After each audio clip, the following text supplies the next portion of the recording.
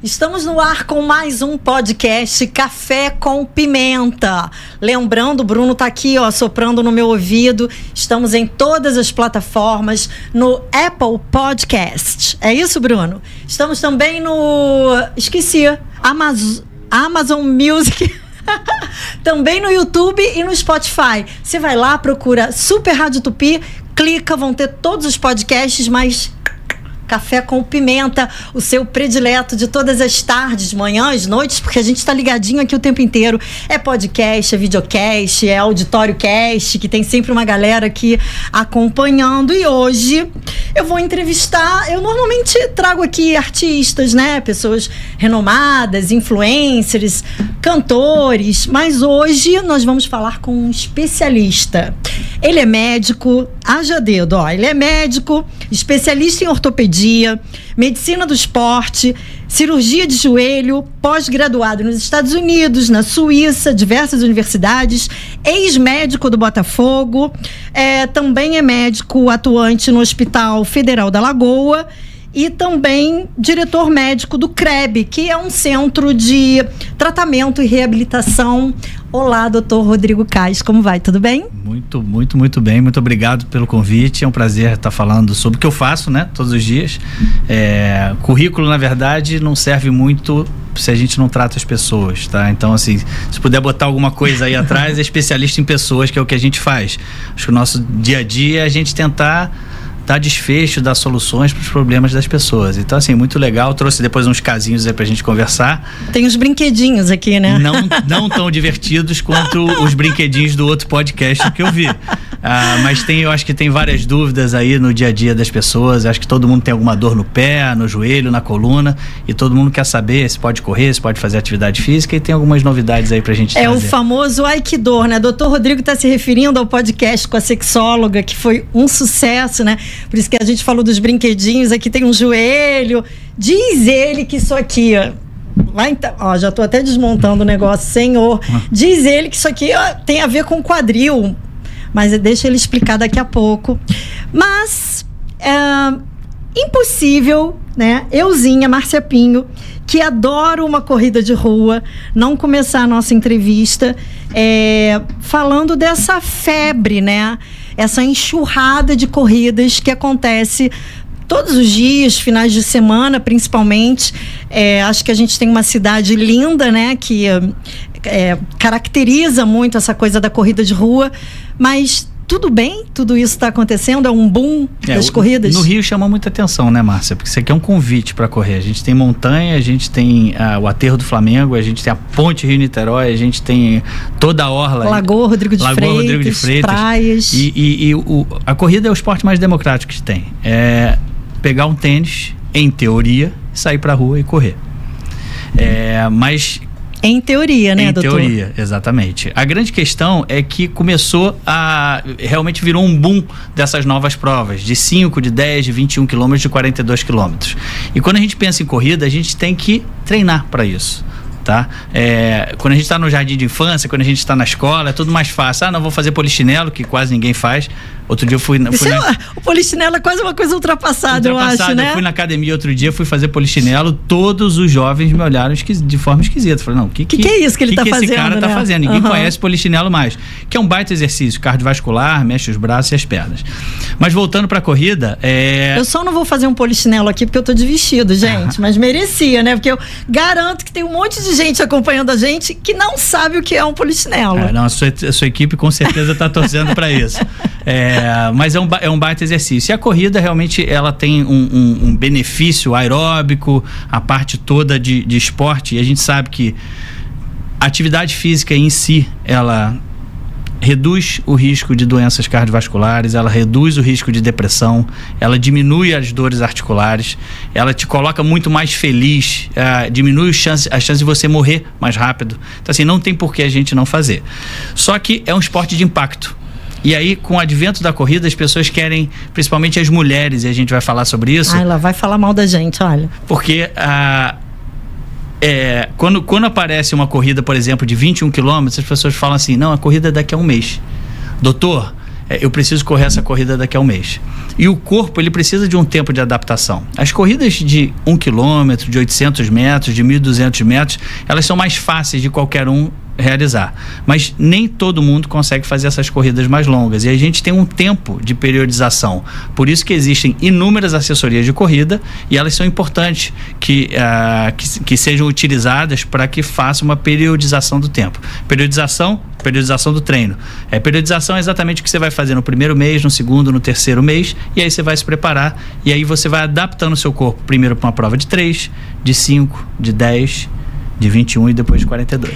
Tá, mas vamos lá, vamos por partes, que nem o Jack Stripador.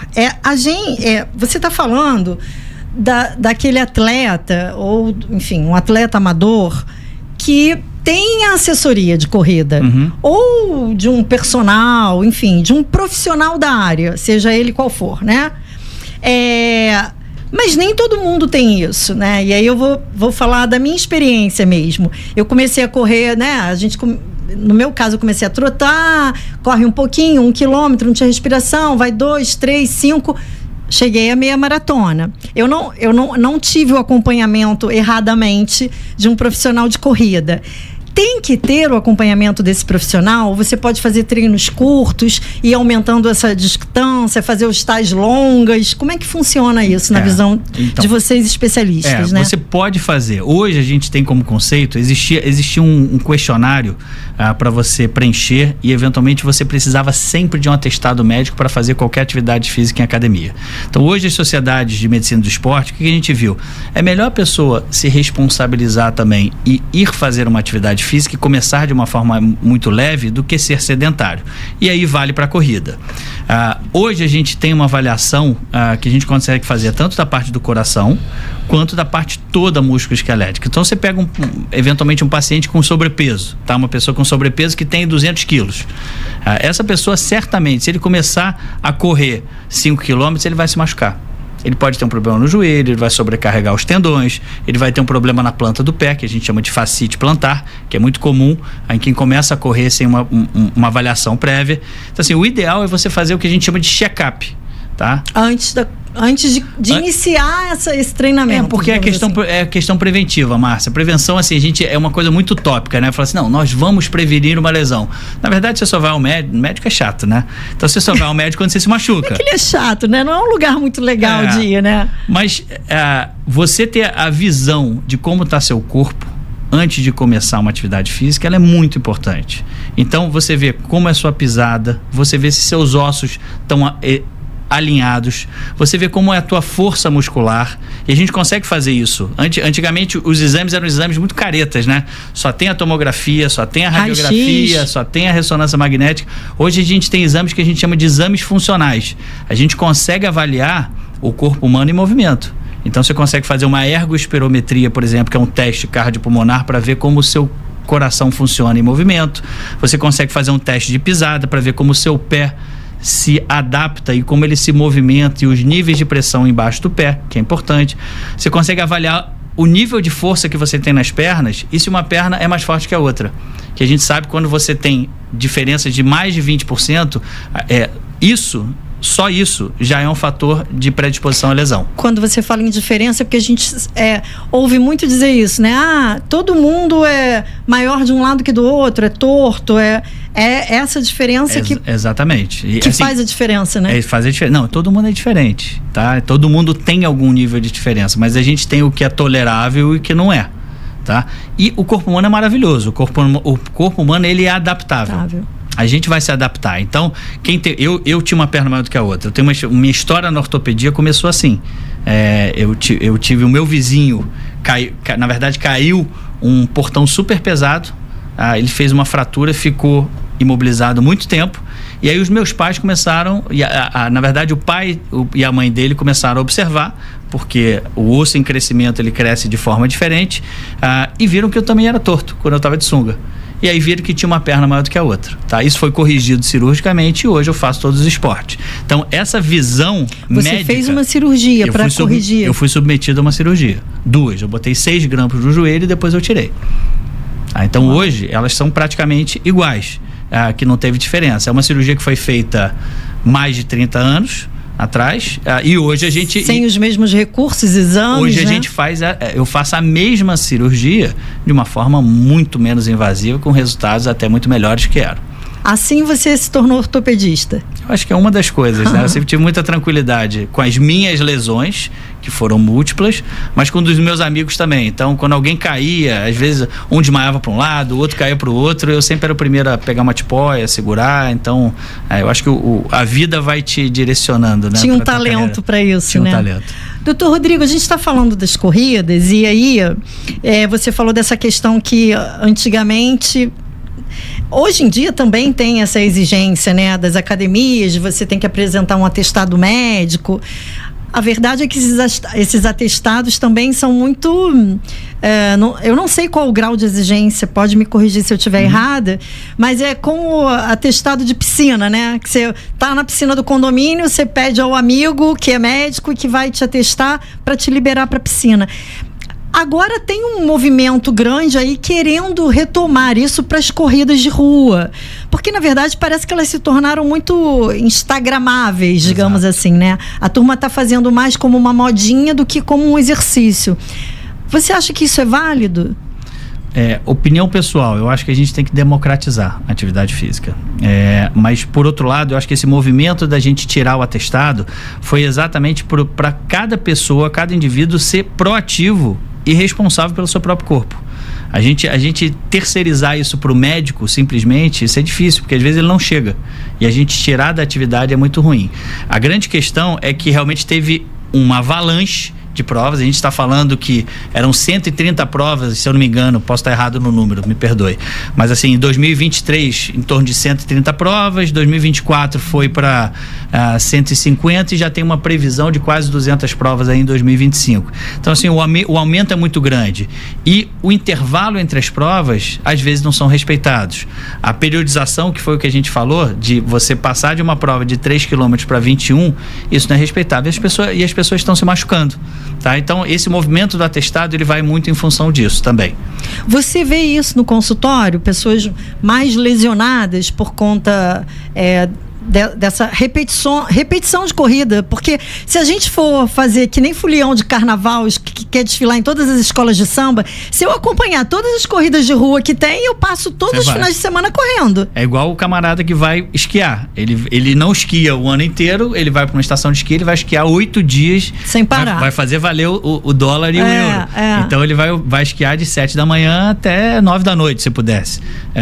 No carnaval da mesma forma. Então assim, essa sobrecarga, é conversar com o profissional e saber os sinais de alerta, tá? Porque o corpo dá sinais, é a gente saber escutar o que o corpo está falando pra gente. E quais são esses sinais, doutor, para quem está acompanhando a gente?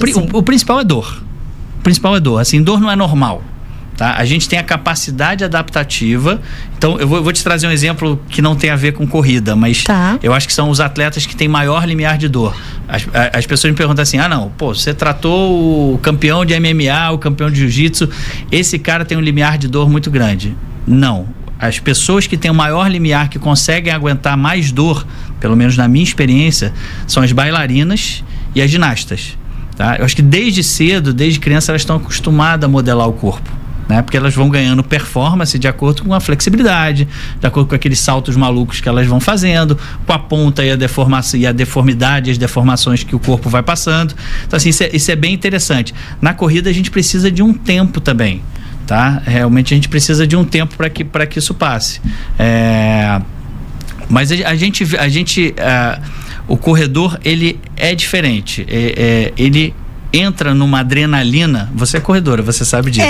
Não fala assim, corredora, né? Eu brinco. Então, assim, o médico sofre, tá? Então, quando entra um paciente com o seu tênisinho de corrida, com uma cara fechada, você já sabe o que está acontecendo. Ele está dentro com dor. Ele está com dor, ele está dentro de uma programação. Mais do que a dor, o que incomoda ele é o medo de ter que parar de correr. Tá? Porque é uma adrenalina, é uma coisa maravilhosa, gostosa. Realmente é uma coisa gostosa e a sua evolução na corrida é muito bacana. Então, a dor, ela é muito importante, alguns sinais de inchaço, você não conseguir, até alteração do sono, isso é muito importante também, você não está conseguindo dormir tão bem, cãibras. Tive hoje de manhã. câimbras, né? Isso é um sinal, eventualmente, que você está fazendo uma sobrecarga da corrida, que seu treinamento, ou eventualmente você tem que prestar mais atenção no que você está ingerindo, tá? Da forma que você está se nutrindo e se hidratando. Pode ser isso que esteja em falta. Eu vou aproveitar, porque eu acabei de que me empolguei aqui com a corrida, Solzinha. Vamos oferecer um cafezinho pro Dr. Rodrigo, né? E pra Marcinha também, que a minha canequinha tá aqui vazia. Opa! Vamos tomar um café quentinho. Café é o pré-treino, né? Exatamente. Café é o pré-treino. Os corredores já dão uma adrenalizada de manhã. Muito obrigado. E médico é viciado em café, né? Jornalista também. Total. Inclusive, médico e jornalista são duas profissões próximas, no sentido de que já tivemos uma identificação que foi o café. A segunda é aquele que não tem hora, né? Qualquer hora é hora, não tem dia da semana, não tem feriado. Obrigada, Solzinha. A minha caneca, ela é simples, tem a minha fuça aqui, porque eu já falei, o Bruno me cobra que eu tenho que mandar fazer as canecas do podcast, vou fazer. Mas a do Dr. Rodrigo, que essa caneca é a sua caneca de... Você tem o hábito do café da manhã todos os dias? Eu tenho. Rodrigo, eu sempre faço tintim. Tintim, saúde. Com meus convidados, a nossa. Saúde. Diga. Essa aqui eu roubei da minha filha. É? Eu tenho 2 filhas, a minha filha mais velha, ela na época da pandemia, ela... Não me lembro se ela comprou, ela ganhou, mas eu me apossei dela. Tá? Porque eu gostei assim das... Ela tem 2 faces. A primeira tá escrita aqui, ó, pauta cheia, caneca também. Então assim, eu acho que o momento do dia, de manhã, tá? E aí é uma rotina de médico mesmo que você faz. Você com a filhota. Essa é minha filha mais velha. Que legal. A gente foi pegar onda, então assim, na verdade, isso é para aproximar. Isso faz muito parte, faz parte totalmente da saúde, eu acho, mental, tá? De você estar com a sua família, esposa, namorado, filhas, isso é muito legal. A minha outra não tá também, mas ela é super parceira também, vai pra praia, não tá na foto, mas joga comigo, então elas me puxam. Então assim, isso realmente remete muito. E aí tem pauta cheia, caneca também, que é quando eu preparo meu dia. Então, na hora que eu tô tomando café, eu tô pensando o que eu vou fazer no meu dia. Isso quando eu tô na vibe do trabalho, né? Mas você me disse que tem uma caneca ali no bastidor, ali na coxinha. Você é terrível. Você me disse que tem uma caneca diferente em casa. Você é terrível. Conta aí.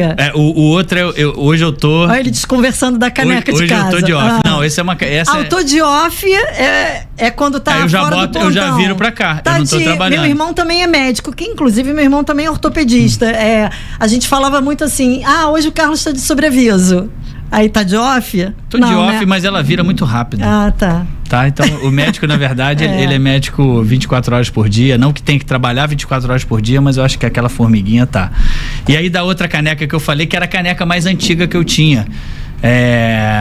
Mas eu acho que tá, enfim, não consegui achar, que era... Perdeu? Ele disse que perdeu. Na verdade, ele tava com vergonha de trazer, né? Óbvio, né? Tá escrito excess sex can impair your vision, que é excesso de sexo pode... Que aí tem que ter a ver com pimenta, né? O café a gente já falou, mas o excesso de sexo pode afetar a tua visão. E aí eu ficava brincando e ele é meio borrado. Então eu tirava a onda com 13 anos de idade e falava, minha caneca tá borrada. Então essa foi minha primeira caneca. Tô ferrada, né? Porque eu vivo tirando onda dizendo que eu já passei dos 25, né? E aí eu vivo tirando onda com as amigas que eu não uso óculos pra perto nem pra longe, eu tenho a visão perfeita. Então, essa caneca não ia ser boa pra mim, né? Tô atrasada na caneca.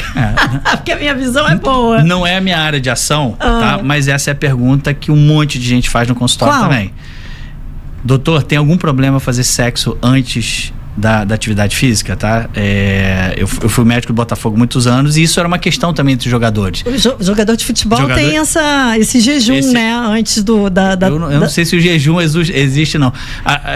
O jogador de futebol, ele fica muito concentrado. Mas não tem a orientação da concentração de não ter sexo? Existem times diferentes. Olha, pegaram uma foto das antigas. Esse foi um time de ouro que teve, tá? Tá aí o Vitinho, o Gabriel, o Dória. Que legal. O Jadson, Sassá, assim, foi uma equipe bem legal que a gente pegou desde a base na formação e tiveram carreiras bem interessantes.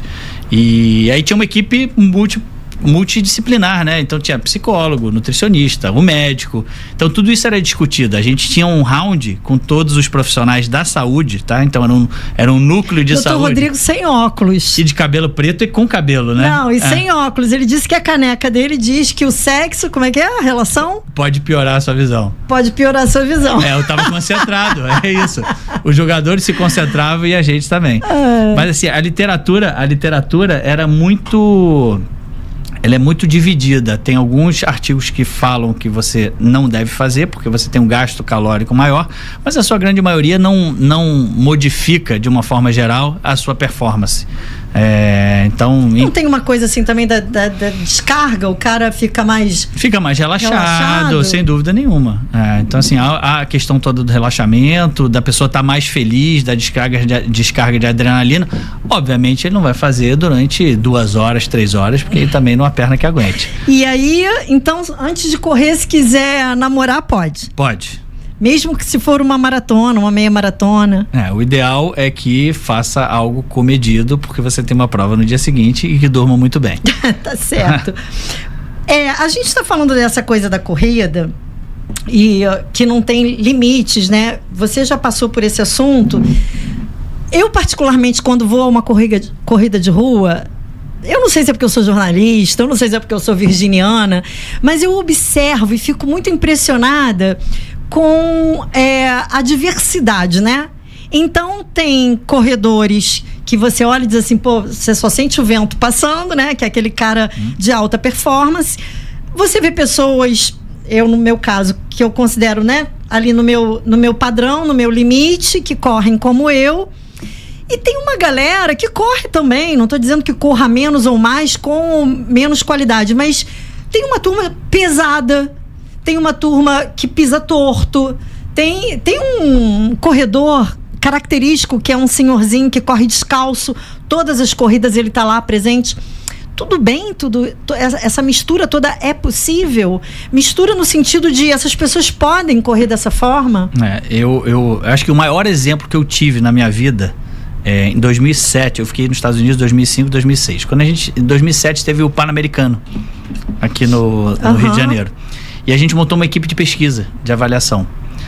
E aí acabou, e aí a gente fez uma pesquisa depois no Pan-Americano. Então, eu acho que foi o maior exemplo que eu tinha. Eu sempre quis fazer medicina esportiva para estar no meio da bola, atletas de performance. Eu trabalhei com esqui, com futebol americano, com esportes com uma performance muito alta além do futebol. Mas aquela realidade foi muito fantástica, porque você vê o nível de adaptação de cada pessoa. Você tem as classificações no esporte paralímpico e as pessoas realizam aquilo que elas querem. Então, assim, por que não elas não vão realizar o seu sonho correndo? Tá? E a literatura, vou trazer uns números chatos, tá? De vez em quando eu trago os números. Assim, a medicina a gente faz com humanidade, mas assim, os números são importantes. Hoje eu faço gestão. É uma referência, né? É uma referência pra gente poder pautar qual o caminho que a gente vai. E me perdi, Márcia. Não, eu perguntei se toda pessoa pode correr. A de peso, a de pé torto. Isso. E aí você falou da Paralimpíada. Isso. Então, eu acho que na verdade, todas devem passar por uma avaliação e determinar qual é o ritmo que eles vão ter que fazer para poderem chegar lá. Tá? Eu corro na lagoa, eu vou olhando pé para dentro, pé para fora, é um horror isso. Tá? Mas essa diversidade é muito legal. E a literatura, voltando ao assunto, ela divide por que você se engaja numa corrida. Tá? E tem várias razões, tá? Eu acho que a principal delas depende da faixa etária, mas você pega uma faixa etária talvez um pouco mais velha, de pacientes um pouquinho mais obesos, saúde, emagrecer. Tem uma outra turma que quer socializar, tem outra turma que quer realmente, que é diferente você ter saúde e ter performance, são duas coisas diferentes, tá? Você correr uma corrida de 90 quilômetros, uma outra maratona, é totalmente diferente você correr uma corrida de 7 quilômetros, que é muito saudável, muito fisiológico. Tá? Então, assim, maioria... é a corrida que eu fiz recentemente na Lagoa, que é a volta da Lagoa. Isso, a maioria das pessoas consegue fazer isso, treinando consegue fazer. Eu acho maravilhosa essa diversidade, eu acho que é o que é divertido, a gente trazer pessoas diferentes e cada um no seu objetivo. Eu acho que a grande questão é você entender o seu corpo e você entender o seu objetivo. Quando o paciente entra no consultório, a primeira coisa que eu pergunto você vai correr? Mas qual é a sua meta? Qual é a sua meta? Você vai ter que fazer um volume de treinamento para poder chegar lá. Qual é a sua meta? Onde você quer chegar? E aí vamos trabalhar de uma forma realista e com o tempo e com a ciência para ele chegar no objetivo dele. Agora, doutor Rodrigo, eu tenho uma curiosidade em relação à corrida, que é assim, quando você entra numa academia e para fazer musculação, por exemplo, que é peso, força, você vai treinar e se você for um aluno disciplinado e, enfim, fizer ali tudo direitinho, você vai ganhar massa, músculo, né? Se você for pro CrossFit, mesma coisa. Mas a corrida, eu vejo muitas pessoas correndo sem parar e elas não têm aquele corpo escultural. Não... Por quê? A corrida, ela não dá essa... Ela não tem O que ela faz no corpo, né? Ela não modela tanto quanto a musculação. Mas existe um conceito que quem corre não pode fazer musculação porque vai enrijecer, ou vai ficar mais duro, ou vai travar. Isso não é verdade, tá? Muito pelo contrário. Muito pelo contrário. Quem corre, o importante, como você submete a articulação a um impacto o tempo inteiro, você tem que ter musculatura resistente para poder aguentar aquele impacto. Vou te dar um exemplo. Quando você salta e aterriza, você bota sobre o seu joelho 4 a 5 vezes o peso do seu corpo. E aí a gente fala assim, não, mas eu emagreci 10 quilos, 10 quilos é muito pouco. Não para o seu joelho. Porque o seu joelho está entendendo, nosso peso está praticamente todo acima do joelho. O seu joelho vai entender que ele está botando 40 a 50 quilos. Então você está botando uma mochila nas costas, cheio de tijolo, quando você está engordando. Então o controle de peso ele é muito importante para a articulação. Tá? Então é fundamental você estar ligado nesses pequenos detalhes, o teu peso, fazer uma avaliação da pisada é muito bacana para você saber como é que você pisa, para saber o tênis correto. Eu ia perguntar do tênis. Tênis é luxo? Não, tênis é investimento. Tênis é investimento. Mas hoje você tem inúmeras marcas, inúmeros tênis com placa, tênis com tudo. Qual é a indicação, né, que a gente... Vou fazer um merchan das marcas, né? Tá. Mentira, não vou fazer eu até trouxe um tênisinho aqui, deixa eu mostrar, ó. Porque esse é um bom Dr. Rodrigo me disse que podia ensinar a amarrar o tênis. Tem várias amarrações. Eu não sei o que ele vai ensinar, eu não sei nem qual é a diferença. Primeiro vamos falar do tênis. Tênis não é luxo. Tênis não é luxo. Assim, a gente, de uma forma geral, a gente divide a pisada em 3 tipos, tá? A gente tem as pessoas que têm uma curvatura normal do pé. Não trouxe nem o pezinho, né, doutor? Não trouxe. Trouxe até uma avaliação aqui de pisada. Mas basicamente é o seguinte... me mostra, deixa eu ver. Esse é o exame de pisada, né? Esse é o exame de pisada. Falou. Tecnicamente a gente chama isso de baropodometria, tá? Computadorizada. Que a gente vê, eu vou virar aqui. Que massa. Então, o que consiste esse teste? Deixa eu mostrar esse pé aqui primeiro, que eu acho que fica mais claro. Fica, tem um maior. A gente faz 2 avaliações. A gente faz uma avaliação. Isso. Dá pra ver, Bruno? Aqui, pezinho, pé esquerdo, pé direito. Então, na verdade, você tem sensores embaixo do pé. Existe um tapete que ele vai medir as pressões em determinados pontos do pé e o quanto você apoia nele. Tá? E essas medições... essas cores diferentes é a pressão que você coloca em cada região. Esse pé aqui tá totalmente diferente desse. Totalmente diferente. Esse paciente tinha dor. E aí ele apoiava um pouquinho menos esse pé. Por que não aparece aqui? Porque ele não pisa esse pedaço do pé. Ele nessa avaliação ele não conseguia colocar. Ele tinha um pé diferente do outro. Então a gente consegue fazer essa avaliação de forma estática, ele parado, e a gente consegue... Aqui ele já está em movimento. Isso. E a gente consegue fazer isso de forma dinâmica. Então esse paciente provavelmente ele tinha, não me lembro exatamente quem era, mas ele tinha um cavo. Era um corredor. O que é o cavo? O cavo é o pé com uma curvatura, como se fosse uma colher. Ao contrário. Então ele apoia... pé assim. Isso, curvo. Então ele apoia mais na frente, mais atrás. Então, o movimento da pisada, que são 5 fases, ele vem do calcanhar, vem para o meio do pé e depois o dedão ele é fundamental, porque ele dá o impulso para a gente sair, tanto na caminhada quanto na corrida. Ele não faz essas fases todas. Então, em outras partes, na parte de trás e na parte da frente, existe uma pressão aumentada. Esse é o pé cavo. Esse é o pé cavo. O pé plano é aquele que tirava os homens do exército antigamente. Não sei nem se tira mais.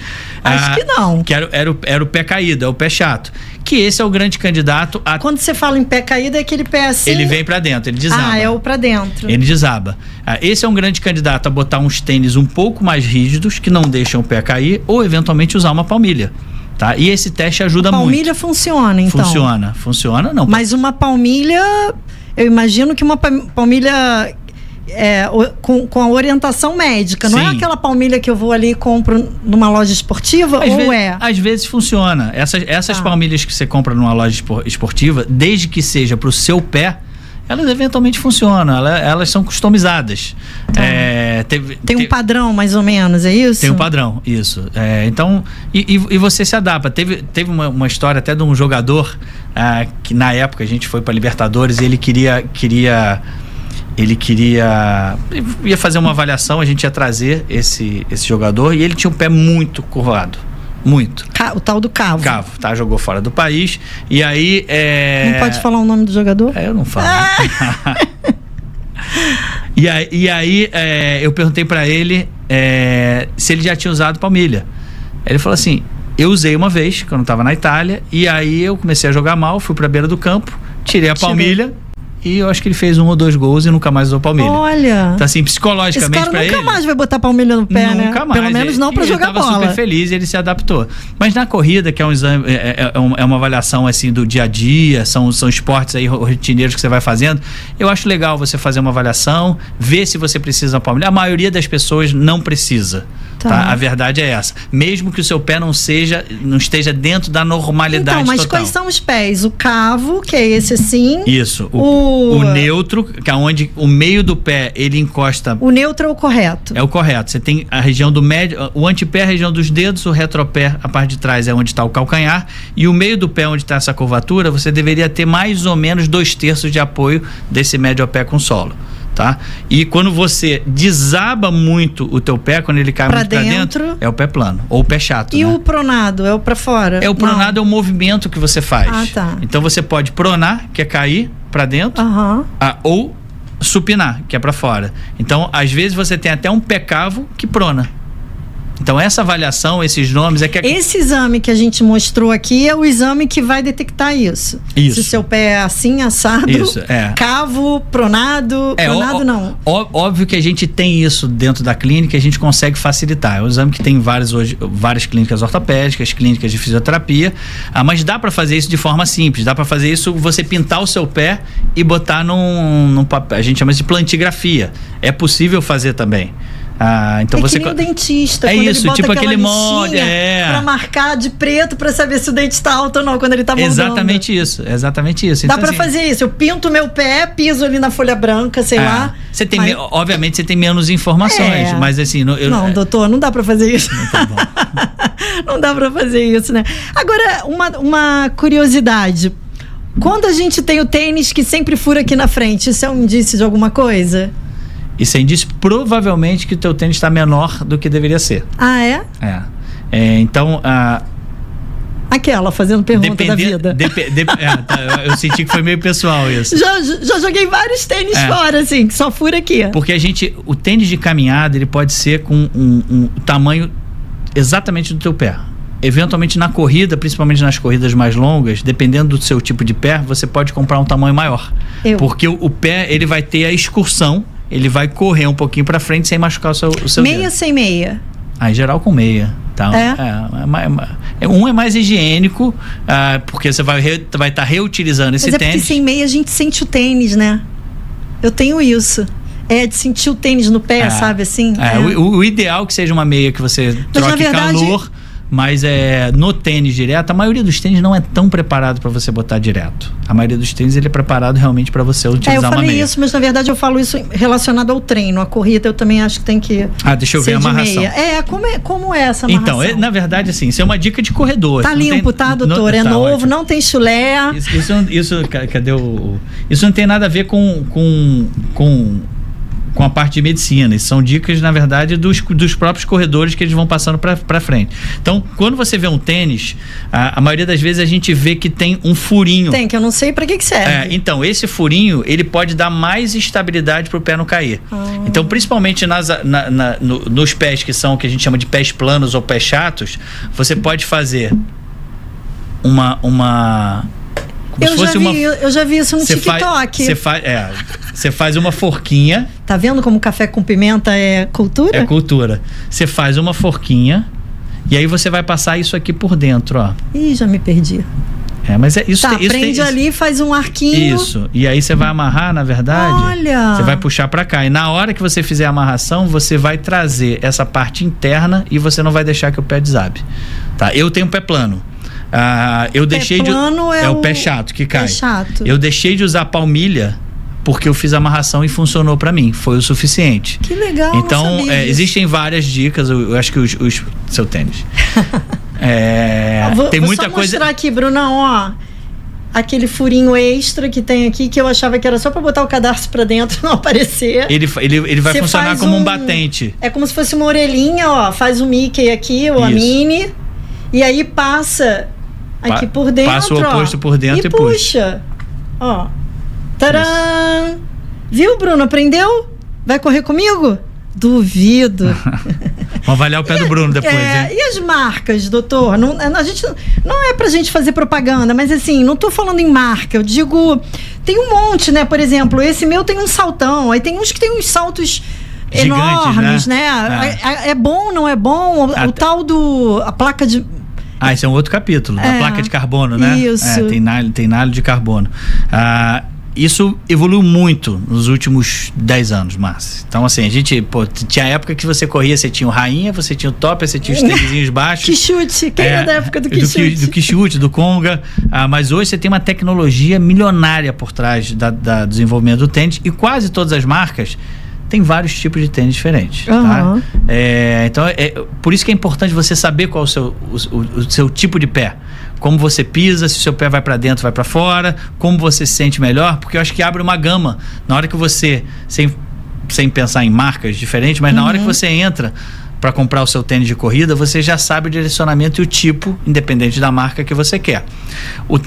A placa de carbono é uma tecnologia que veio recentemente, tá? Esse mais gordinho, você lembra do Nike Air que começou? Sim. Então, esse era um amortecedor, para diminuir a pressão do calcanhar, igual tinha naquele exame, tá? Isso foi evoluindo. Hoje, praticamente todas as marcas têm aquele tênis mais gordinho, tá? Sim, que é o salto mais fofo, parece um isopor, né? Isso começou lá atrás com a Skechers, que era nem tinha no Brasil, isso era para os idosos e para os pacientes, para os indivíduos, sempre falo paciente, os indivíduos mais obesos. A gente sabe que tem uma epidemia nos Estados Unidos, a gente fala obeso de 90 quilos, o obeso americano tinha 200, então a pressão sobre o pé era muito grande, então tinha que ter uma adaptação realmente diferente, e eles estudaram muito isso, e aí depois eles passaram dessa tecnologia para a corrida, e as grandes marcas incorporaram porque viam que dava certo, tá? Então muito melhor. A placa é uma questão de performance. A placa, o que ela faz? Ela deixa a superfície mais rígida. Então ela não tem onde eu piso. Onde você pisa, não tem a mesma maleabilidade. Qual é o problema? Ele aumenta a pressão na frente, ela pode aumentar a pressão na região da panturrilha e do tendão de Aquiles, atrás. Obviamente não é só problema, senão ninguém usava, né? Claro.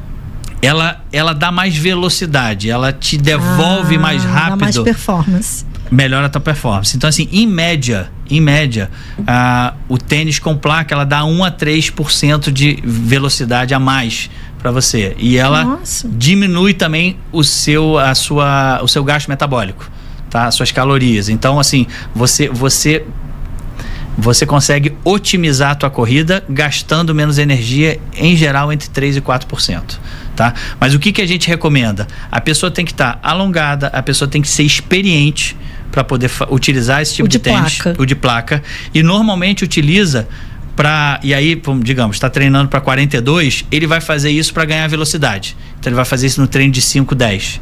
Ele vai fazer isso no longão, que ele vai treinar para poder... O cara que é Ironman, né? Isso. Mas visualmente... Ou até nas corridas, mas assim, ele vai gastar menos energia e ele vai começar a se acostumar a correr um pouco mais rápido. Visualmente, o que muda no tênis de placa? Praticamente nada. Mas o que a gente tem hoje, doutor? O tênis com placa? Os tênis com os amortecedores maiores. O amortecedor é aquele que aparece a borrachinha? A borrachinha ele pode não aparecer. Ele pode não aparecer. E os tênis mais estabilizados, que são tênis mais duros. Então, em geral, porque você tem aqueles tênis muito, muito fofos, tá? E você tem grande maleabilidade, e você tem os tênis mais rígidos, que é quem tem o pé caído, tá? Eu fui para Nova York no começo do ano, entrei numa loja espetacular de corrida, e aí tinham, 500 tipos de tênis, e aí eu fiz uma avaliação, eu já tinha feito na clínica, eu já sabia, e eles fizeram um pouquinho diferente. Porque a gente tem um viés totalmente médico e para a parte da saúde. Lá eles têm um viés esportivo e mercadológico. Eles querem vender tênis, mas te direcionar para o melhor tênis, que foi bem legal. Então eles te dão o tamanho, eles veem se teu pé corre um pouquinho. Se você, meu tamanho, digamos, seu tamanho é 37, para aquele tênis, ele te dá se você deveria comprar um 38 ou 39. Pela característica do tênis. Isso é bem legal. E aí eu fiquei super frustrado que eu podia usar dois tipos de tênis só. Tinham duas marcas pelo tipo de pé que eu tinha. Tá? Então eu acho que a gente ainda vai evoluir mais nessas avaliações. A gente tem que tomar muito cuidado com a venda, né? As pessoas querem vender o tênis novo. Né? A cada 6 meses a gente tem uma marca diferente. Saiu o fulano de tal, grau 4, né? Igual o Rambo, que tem vários episódios. O tênis também, ele vai evoluindo. E aí isso faz parte também, porque o tênis dele tem vida útil. Tá? Então ele dura. Isso é importante, vida útil do tênis. O que é a vida útil? Quanto tempo? Assim, eu reparo isso. Determinado momento você já começa a sentir o emborrachado e não é muito tempo. Essa é uma média de 6 meses a 1 ano. Tá? Para quem tem uma rotina de corrida, a gente está falando de 10 a 20 quilômetros, talvez até entre 20 e 40 quilômetros. É igual carro, né? Para trocar o pneu, vai gastando. E aí, só que você não vai conseguir fazer a cambagem, né, do carro, não vai conseguir fazer o balanceamento. E aí seu pé começa a cair um pouquinho, a tua pisada vai... Hoje, com o advento dessas corridas aí, uma atrás da outra, o que você tem mais de lesão em consultório? Pés, joelhos e coluna. Basicamente, eu acho que são as 3 principais causas de incômodo. E a gente tem várias, né? A gente tem as dores intra-articulares, a gente tem as tendinites, que são muito comuns. Então, começando de baixo para cima, que é o primeiro contato que a gente tem com o solo, né? Que é o pé que vai batendo, que é o mais óbvio. A gente tem embaixo do pé a inflamação que fica da fáscia, né? A fáscia é como se fosse uma corda embaixo do pé.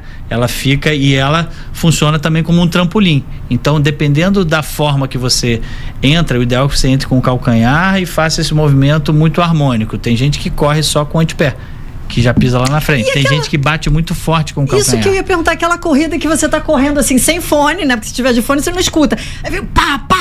Caramba, essa pessoa tá destruindo o chão, né? E a coluna. Possivelmente. Isso é ruim, né? Isso é bem ruim. Então, assim, a tua passada ela tem que ser harmônica. Isso tem treinamento para isso. Você fazer o que a gente chama de educativo, tá? Tem corridas que você arrasta mais, você corre mais curto, ao invés de dar aquela passada mais alta, trazer o teu pé aqui em cima para bater novamente, você pode fazer como se fosse um esqui, né? Um rapidinho que a gente chama, né? Que você consegue correr, aumentar o número de passadas, aumentar a tua velocidade com impacto menor e menor gasto calórico. E isso vale no caminhar também, né? Porque o senhor está falando, eu estava aqui pensando, tem aquele que pisa pesado, vamos dizer assim, tem o que arrasta o pé, né? Tem pessoas que andam arrastando o pé.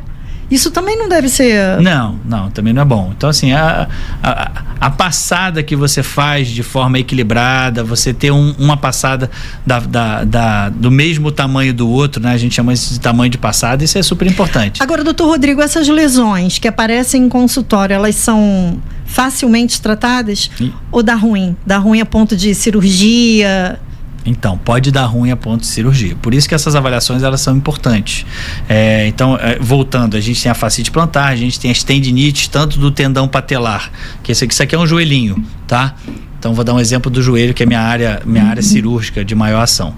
Então, esse amarelo aqui, Márcia, assim, a gente tem o osso do fêmur e da tíbia, o azulzinho é o menisco, que a gente pode falar pra frente, e o tendão é esse tendão patelar. Esse tendão é o que o Ronaldo Fenômeno... Dá pra ver, Brunão? Esse aqui Esse é o menisco, que é como se fossem duas solas que ficam entre o fêmur e a tíbia, que não deixam a articulação desgastar. Então você tem um impacto sobre o menisco, essa estrutura azul, tá? O joelho fletindo, ele fica, se a gente tirar, vou só dar uma volta aqui no microfone. Tá. Se a gente dobrar o joelho, a gente consegue ver o menisco, são essas duas estruturas semicirculares, tá? Em formato de C, que não deixa o joelho desgastar. E na frente do joelho a gente tem a patela, que é esse ossinho redondo que fica na frente, e o tendão patelar, ele é um tendão que ele é submetido a um estresse muito grande, principalmente quando a gente aterriza. Tá? Então ele é puxado, ele é tracionado. A gente chama, quando você inflama esse tendão, isso é muito comum em jogador de basquete, em jogador de vôlei, a gente chama de jumper's knee, que é o joelho do saltador. Mas isso acomete também o corredor. Então tem essa tendinite aqui na parte da frente e tem uma tendinite na parte lateral do joelho, que é muito comum, que a gente chama de tendinite do corredor, que é muito comum quando você vai aumentando a tua carga. E aí você tem um tendãozinho que ele vai batendo na parte lateral do fêmur quando você dobra de 30 a 45 graus o joelho e ele vai inflamando. A gente chama isso de tendinite do trato iliotibial.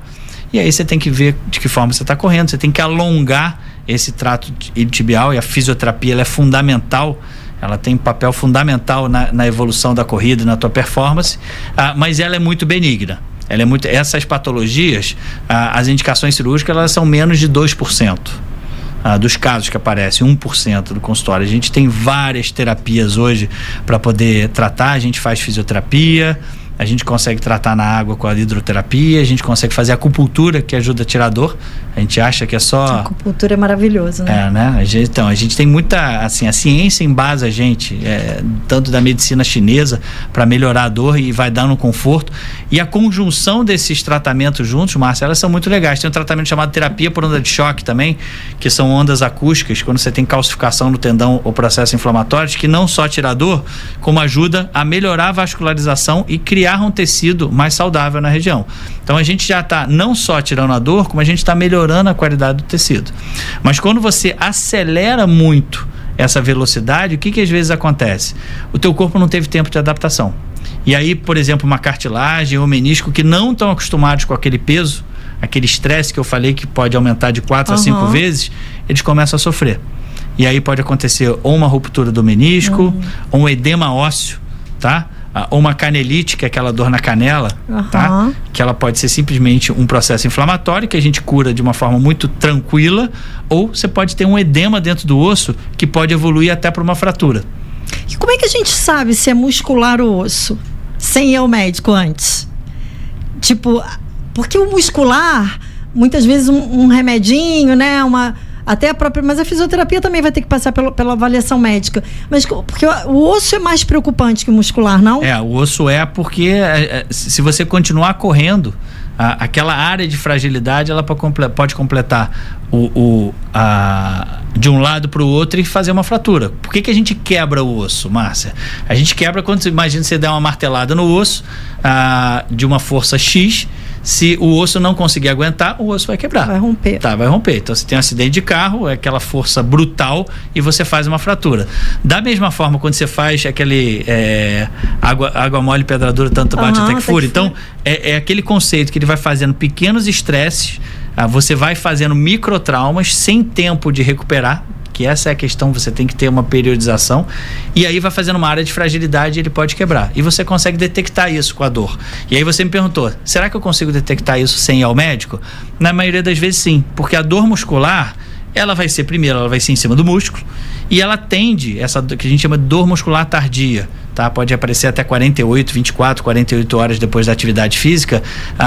Ela é benigna, ela vai desaparecer, ela vai sumir, você vai alongar, você vai ao fisioterapeuta, descansa, faz o teu período de descanso, de repouso, e ela evolui muito bem.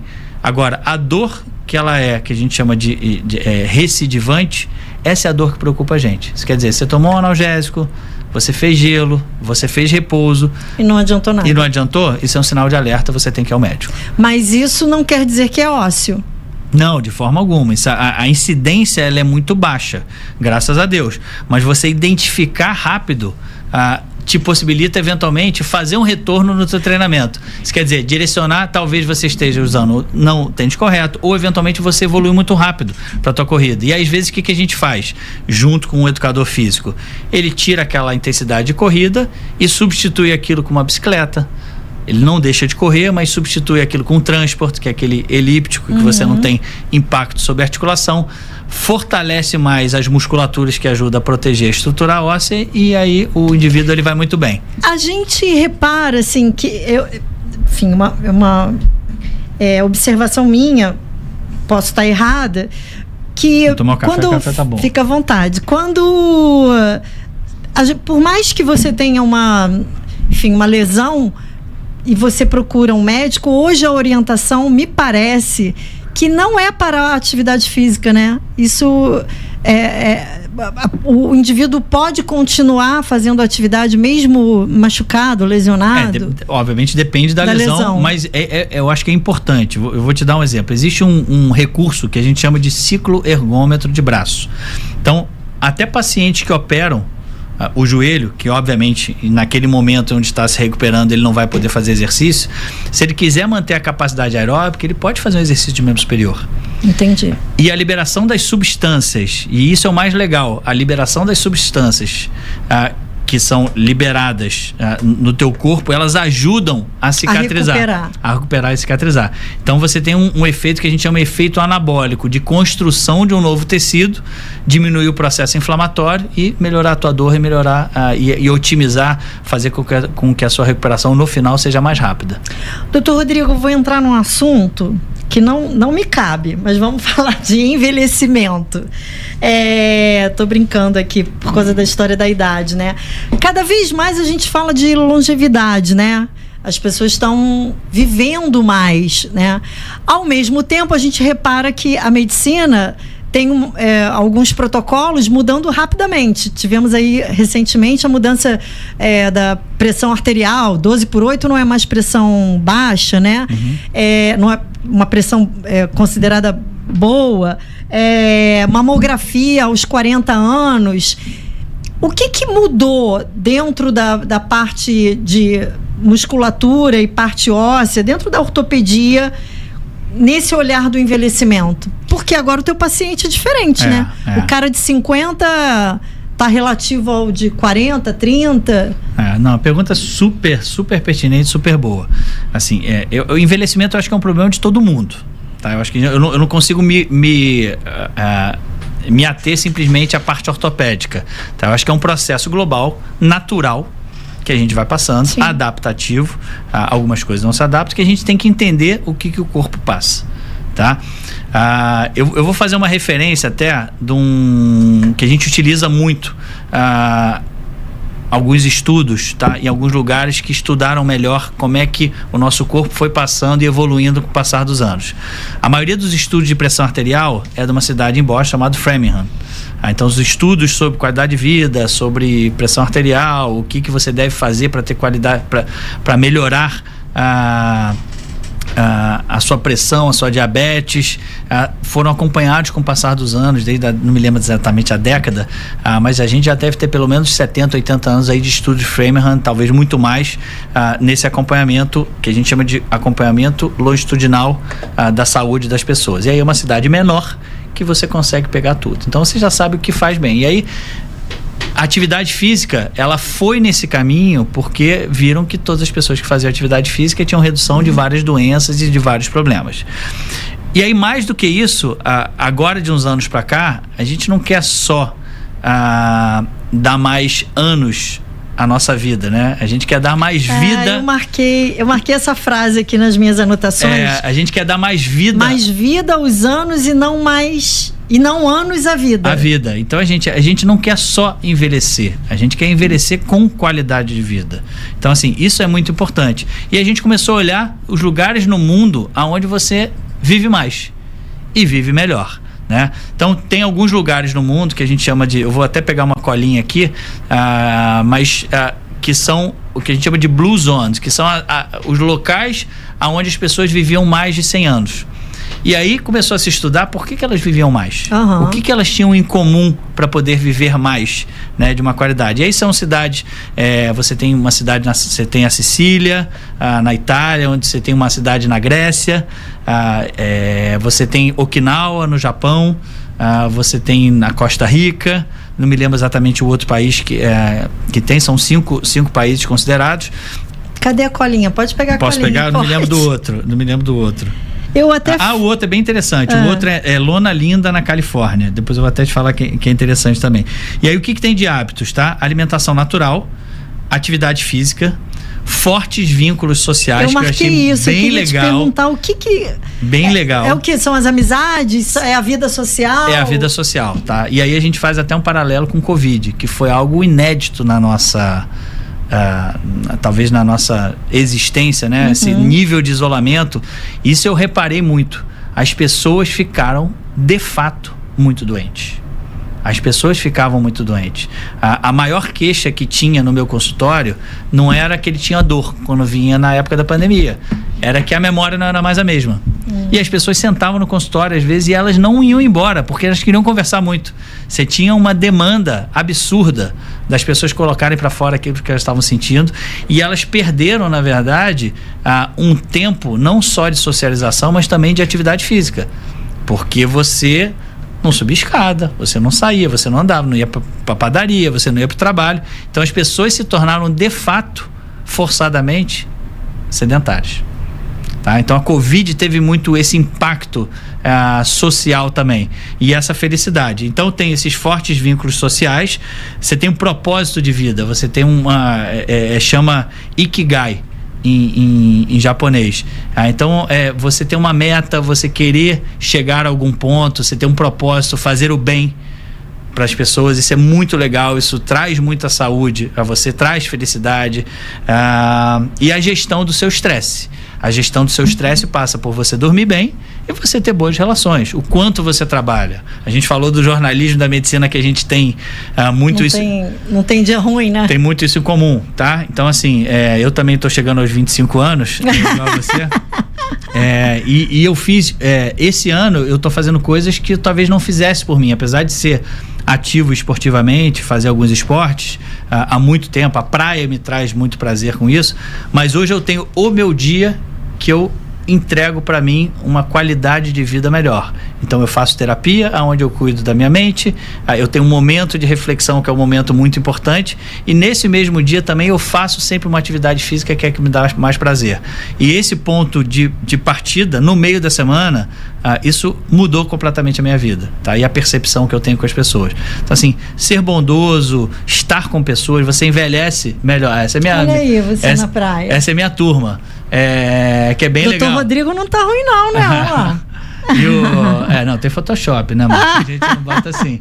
E aí é engraçado que pegou o reflexo, o Mosca, que é um professor que traz muita alegria, um cara muito alegre. Quem é o Mosca desse? O Mosca que tá do meu lado.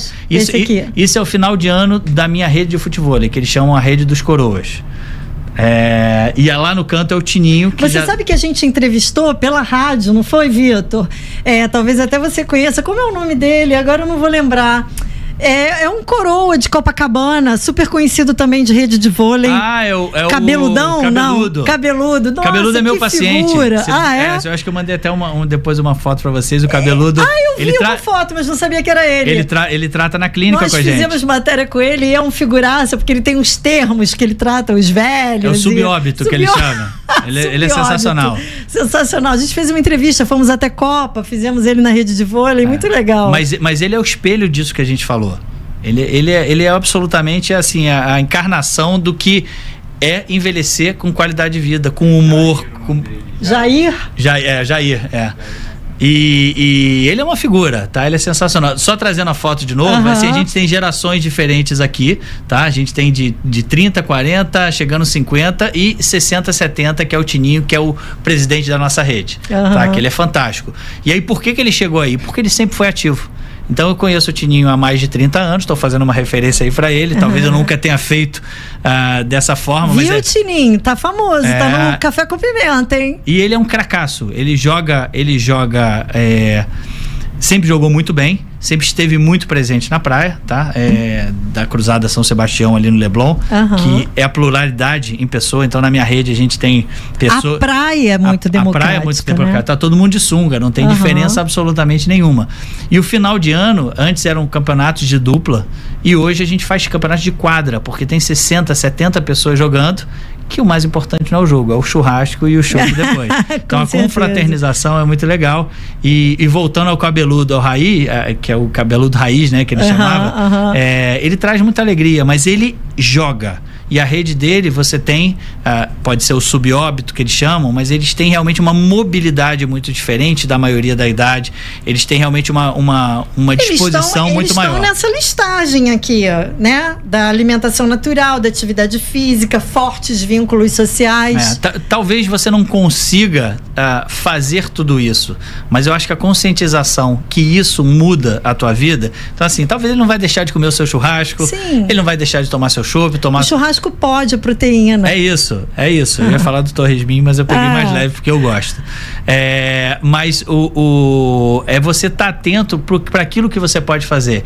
E em determinados momentos, quando o seu corpo para de responder, você tem sempre aquele suporte. Então, agora que eu estou tendo alguma questão física, eu vou me alimentar melhor, eu vou voltar à atividade física, eu vou tratar melhor as pessoas, eu vou trazer as minhas relações para que a minha parte mental vá junto com a minha parte física. Doutor Rodrigo, é isso que eu fico confusa, às vezes eu te chamo de você porque você é muito jovem, às vezes eu chamo de senhor porque é um médico, né?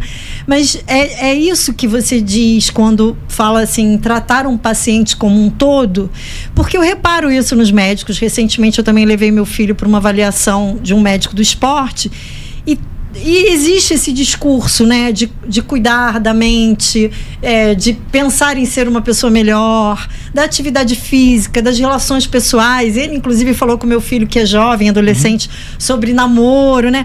E eu fiquei observando e pensando, e já vi isso em diversos consultórios, né? Hoje os médicos têm esse olhar. Isso faz parte de um novo protocolo da medicina? Eu espero que tenha, né? Porque eu acho que a gente viveu um boom de tecnologia. Tá? E aí eu posso te falar da minha... Hoje eu tenho várias atuações. Eu trabalho desde o hospital público, que é um prazer estar no hospital público. É um hospital maravilhoso, Hospital Federal. Hospital da Lagoa, né? Hospital da Lagoa, enfim. Tava aí na mídia aí, ultimamente aí, tentando fechar ou modificar o hospital, mas fato é que é um hospital que foi dos maiores hospitais... É um hospital de referência, na década de 70, entre ele e os servidores dos 2 maiores hospitais da América Latina. É um prédio de Niemeyer, é um jardim de Burle Marx, é uma vista, eu opero olhando para a Lagoa, e é um local de ensino e de assistência à população. Então, assim, é um grande prazer estar na questão pública. Eu faço a questão assistencial suplementar em plano de saúde, eu tenho o meu consultório privado, e de uns anos para cá eu comecei a fazer a parte de gestão, tá? Então hoje o nosso grupo talvez se não o maior, um dos maiores do setor. Pode falar, claro. Do setor musculoesquelético. Eu vou citar porque eu acho que é importante. As pessoas às vezes acham que a saúde, plano de saúde, eu não vou no médico plano de saúde porque ele é ruim, tá? Mas eu acho que a gente tem que entender a dinâmica e quanto a saúde suplementar ela é importante para que a gente consiga abraçar todas as pessoas. Então, hoje, o que a gente faz? A gente tem o olhar do número de pessoas que a gente atende.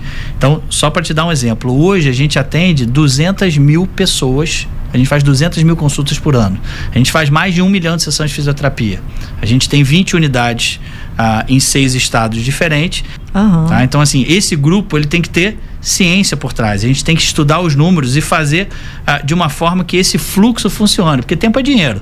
Quando você vai na clínica fazer a tua fisioterapia ou você vai para o médico, você quer ser bem atendido, você quer entrar na sua hora, você quer ter um bom diagnóstico, aí você vai usar a tecnologia que você tem e você quer ter um desfecho, porque o seu problema, na verdade, ele tem que ser resolvido. Tem que ser resolvido. Então, na maioria das vezes, a gente está falando de dor, né? Uma dor, uma incapacidade. Então a gente tem que ter a capacidade de fazer esse trajeto, essa experiência toda do paciente, do cliente, de uma forma resolutiva, mais rápida, e que a gente consiga reproduzir para todas as pessoas. Então, assim, é muito legal fazer isso.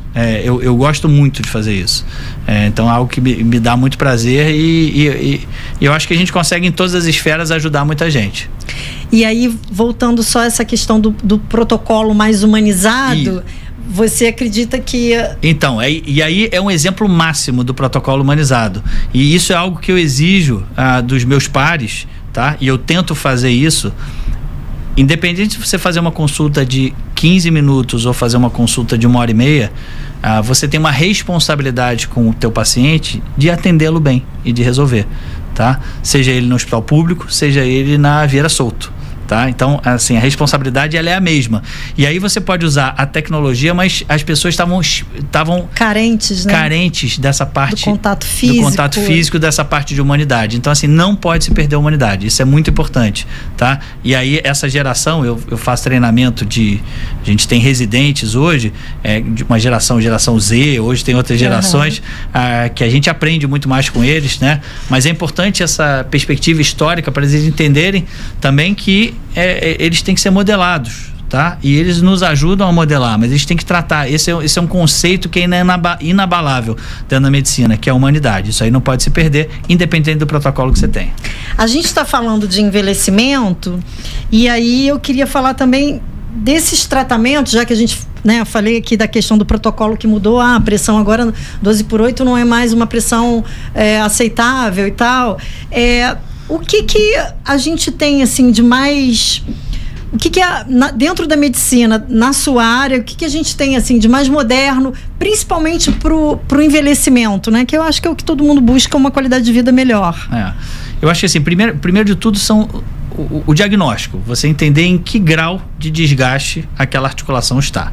Então, assim, todos os exames, ter uma boa radiografia, fazer uma ultrassonografia, fazer uma ressonância, fazer esses exames funcionais, tá? Porque é muito interessante. Às vezes você vê uma articulação toda gasta e o indivíduo não tem dor nenhuma. E às vezes você vê uma articulação não tão doente e o indivíduo morre de dor.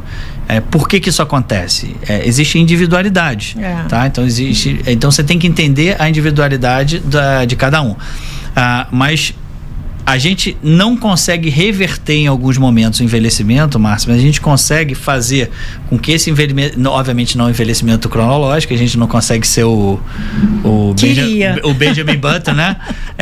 Mas a gente consegue fazer com que essa linha de envelhecimento biológico ela seja reduzida, ou eventualmente ela consiga praticamente ser, eventualmente, algumas situações até revertidas, tá? A gente fez uma pesquisa lá atrás também, em 2007, sobre a massa óssea das pessoas que começaram a fazer atividade física de impacto, né? Fala, não, o idoso não pode fazer exercício de impacto. Pode, tá? O estímulo do impacto, ele ajuda a criar osso também.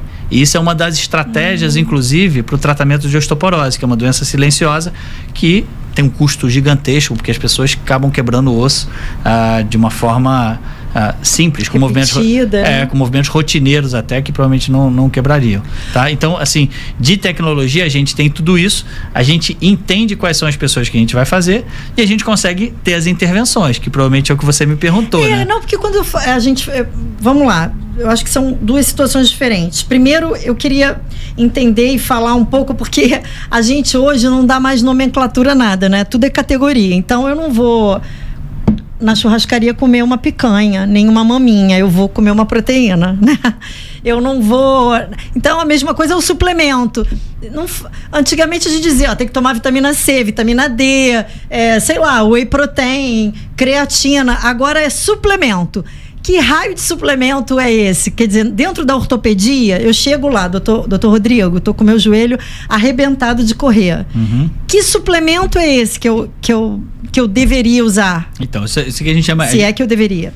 Então, hoje a gente já entende bem melhor, tá? O primeiro que apareceu é um chamado glucosamina e condroitina, tá? A gente usa menos, mas basicamente os suplementos são substâncias que elas vão ajudar na formação e na proteção da articulação. Tá? E a gente tem colágeno, que ajuda muito, a gente tem a própria glucosamina e condroitina, a gente tem os fitoterápicos, que são os naturais. Tá? Eu tenho até hoje meu livro chamado Onde Não Há Médico, que é um livro que eu comprei na Amazônia quando eu fui estudante de medicina. Que legal. E aí você tem a cúrcuma longa, você tem a garra do diabo, você tem a arnica, e hoje... Tudo natural. Tudo natural, mas os grandes laboratórios internacionais, eles utilizaram essas substâncias. Obviamente você tem um extrato com potencial de ação muito maior e você consegue tomar isso com efeitos colaterais muito menores do que e te dando de uma forma muito saudável, com efeitos colaterais muito menores, por exemplo, do que corticoides, do que anti-inflamatórios, que usado de forma inadvertida e longa, tá? Não que você não vá usar, a gente utiliza também em casos específicos, mas você não pode ficar utilizando esse remédio toda hora. O anti-inflamatório tem agora uma história na maromba, né? Que, não vou tomar anti-inflamatório porque vai murchar meu músculo. Isso é mito ou realmente faz sentido? Não murcha, tá?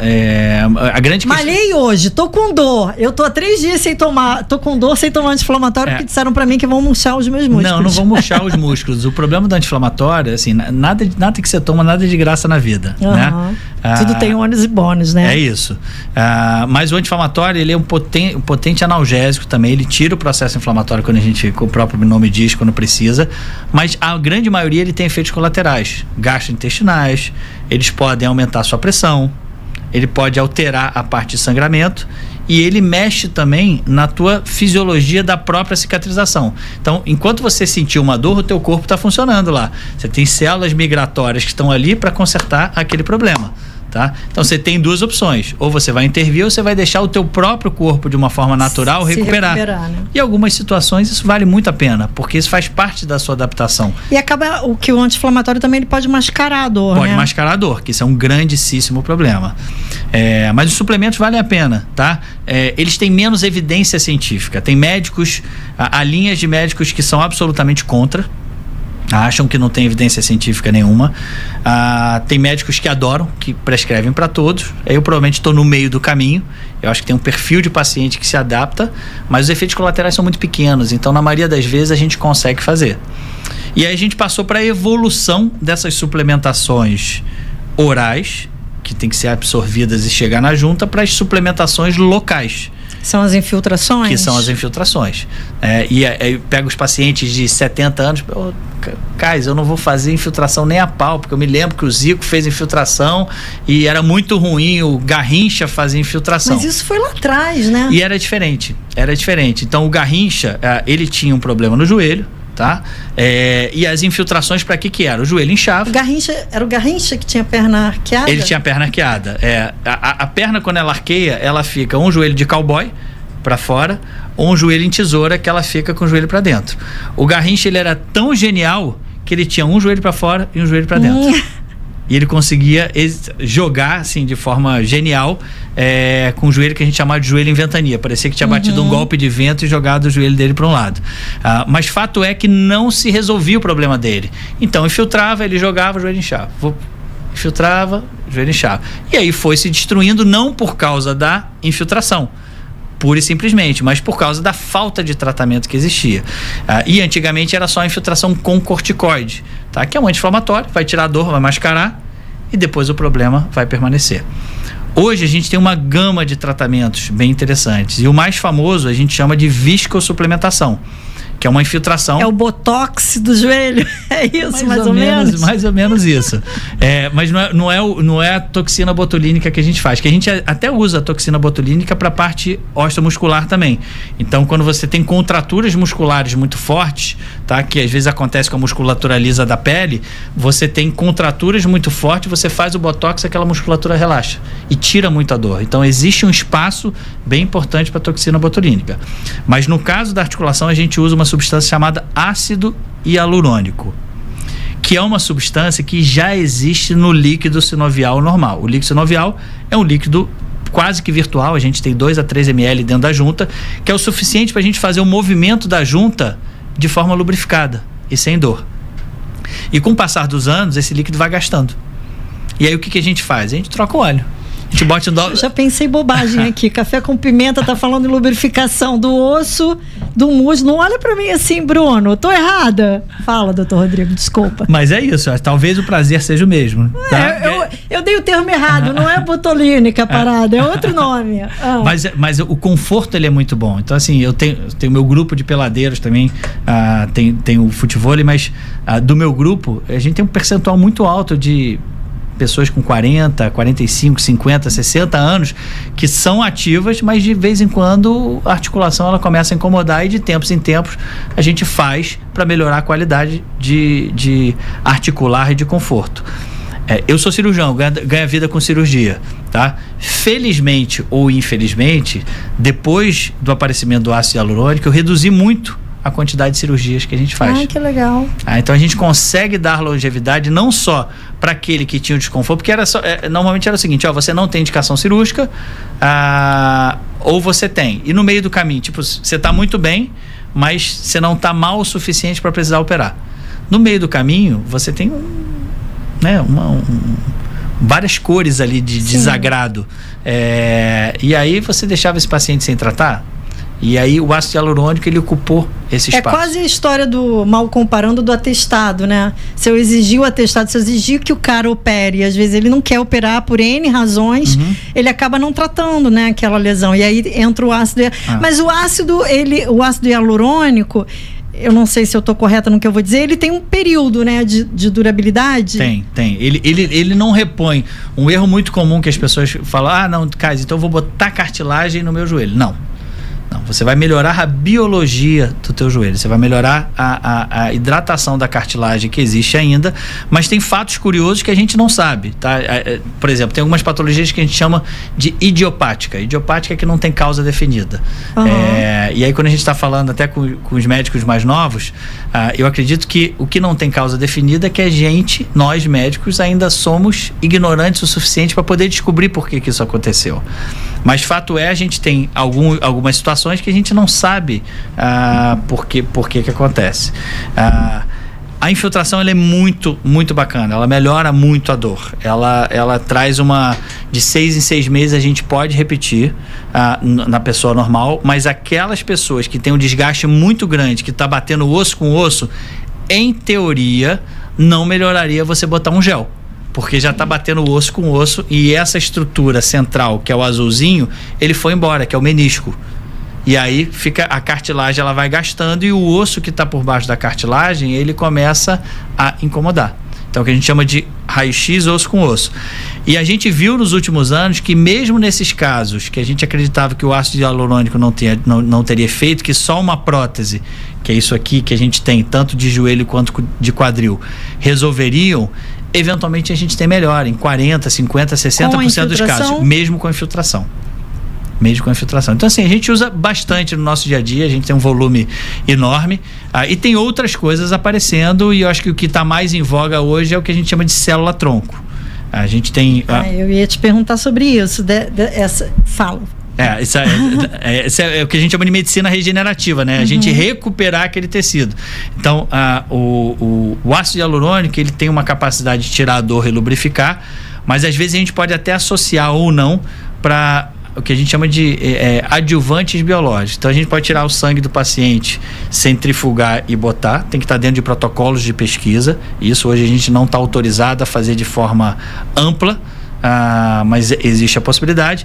E existe a possibilidade de você tirar o sangue ou gordura, que são ricas em células-tronco. O que é célula-tronco? Ela consegue sinalizar ao teu próprio organismo, no local, no joelho, por exemplo, que ele tem que diminuir o processo inflamatório, que ele vai diminuir o que a gente chama de catabolismo, que é a destruição da articulação, ou eventualmente criar um tecido novo. Tá? Então hoje, ou você pode tirar da medula óssea, que é aqui no osso, que tem uma quantidade de células-tronco muito, muito grande, ou eventualmente até da gordura, que é uma técnica mais recente, que você tira da gordura e coloca dentro do joelho. Mas isso substitui uma cirurgia, é isso? Ele pode substituir, mas na maioria das vezes ele vem junto. Então você coloca uma câmera de vídeo uma dentro do joelho, vê. A gente tem imagem do Dr. Rodrigo operando? Com sangue ou sem sangue? E a gente coloca uma câmera dentro do joelho, a gente consegue ver, tipo, você lembra aquele filme da Viagem Insólita que você... Então é isso, você tem uma... Aí é a parte de ensino, né, que a gente... hoje a gente tem uma possibilidade, Márcia, muito legal, que a gente não aprende, assim, como tudo na vida a gente aprende com os nossos erros, né? Então isso faz parte da formação médica. Hoje a gente tem cursos que a gente faz em peças de cadáver, onde a gente consegue treinar todas com todo o respeito que a gente tem, com toda como a gente faz isso desde o estudo da anatomia na faculdade, mas a gente consegue treinar as técnicas cirúrgicas não só para a gente melhorar, mas como para aprender. Então isso é muito legal. Isso é um curso, um Cadáver Lab, onde eu estou sendo instrutor, ensinando para outros médicos, e a gente faz isso tanto no Brasil quanto fora do Brasil. Doutor Rodrigo, voltando à questão da infiltração e da célula-tronco. A infiltração, vamos lá, para quem não conhece, ouviu falar, mas a infiltração é uma injeção que você dá em consultório, isso, é isso? Isso. E a gente posiciona dentro da junta, ela dá uma picadinha, como se fosse uma infiltração que você faz no bumbum ou no braço. O joelho, a maioria das juntas, ela é uma câmara fechada, tá? Então, se você coloca a agulha dentro daquele espaço e coloca uma quantidade de líquido que é suficiente para aquele espaço aguentar, ela tem muito pouca dor, tá? Ela não é isenta de efeitos colaterais.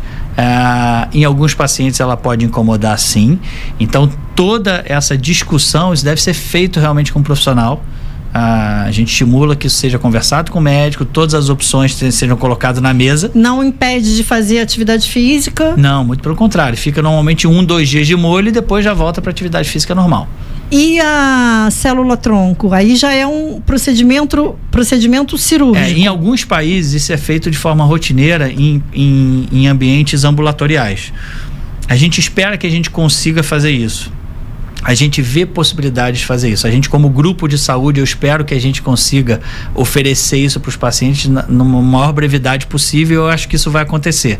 Porque isso é uma economia de custo. Eu acho que você dá qualidade de vida com tratamento e com, na verdade, o substrato que você vai dar é do teu próprio corpo. Então isso eu acho que fantástico, com potencial reparativo. Então se a gente conseguir realmente trabalhar na medicina regenerativa, vai ser muito legal. Mas a gente ainda tem algumas restrições. Então funciona também as infiltrações, mas em geral a gente, quando faz, quando tem indicação, isso é feito dentro de centro cirúrgico. E a indicação de prótese, doutor? Porque eu acho que isso é uma coisa que assusta muito ainda, né? Com toda a evolução da medicina, quando você diz assim, vou colocar uma prótese, vou fazer uma cirurgia de joelho. A gente vê isso até mesmo no futebol, né?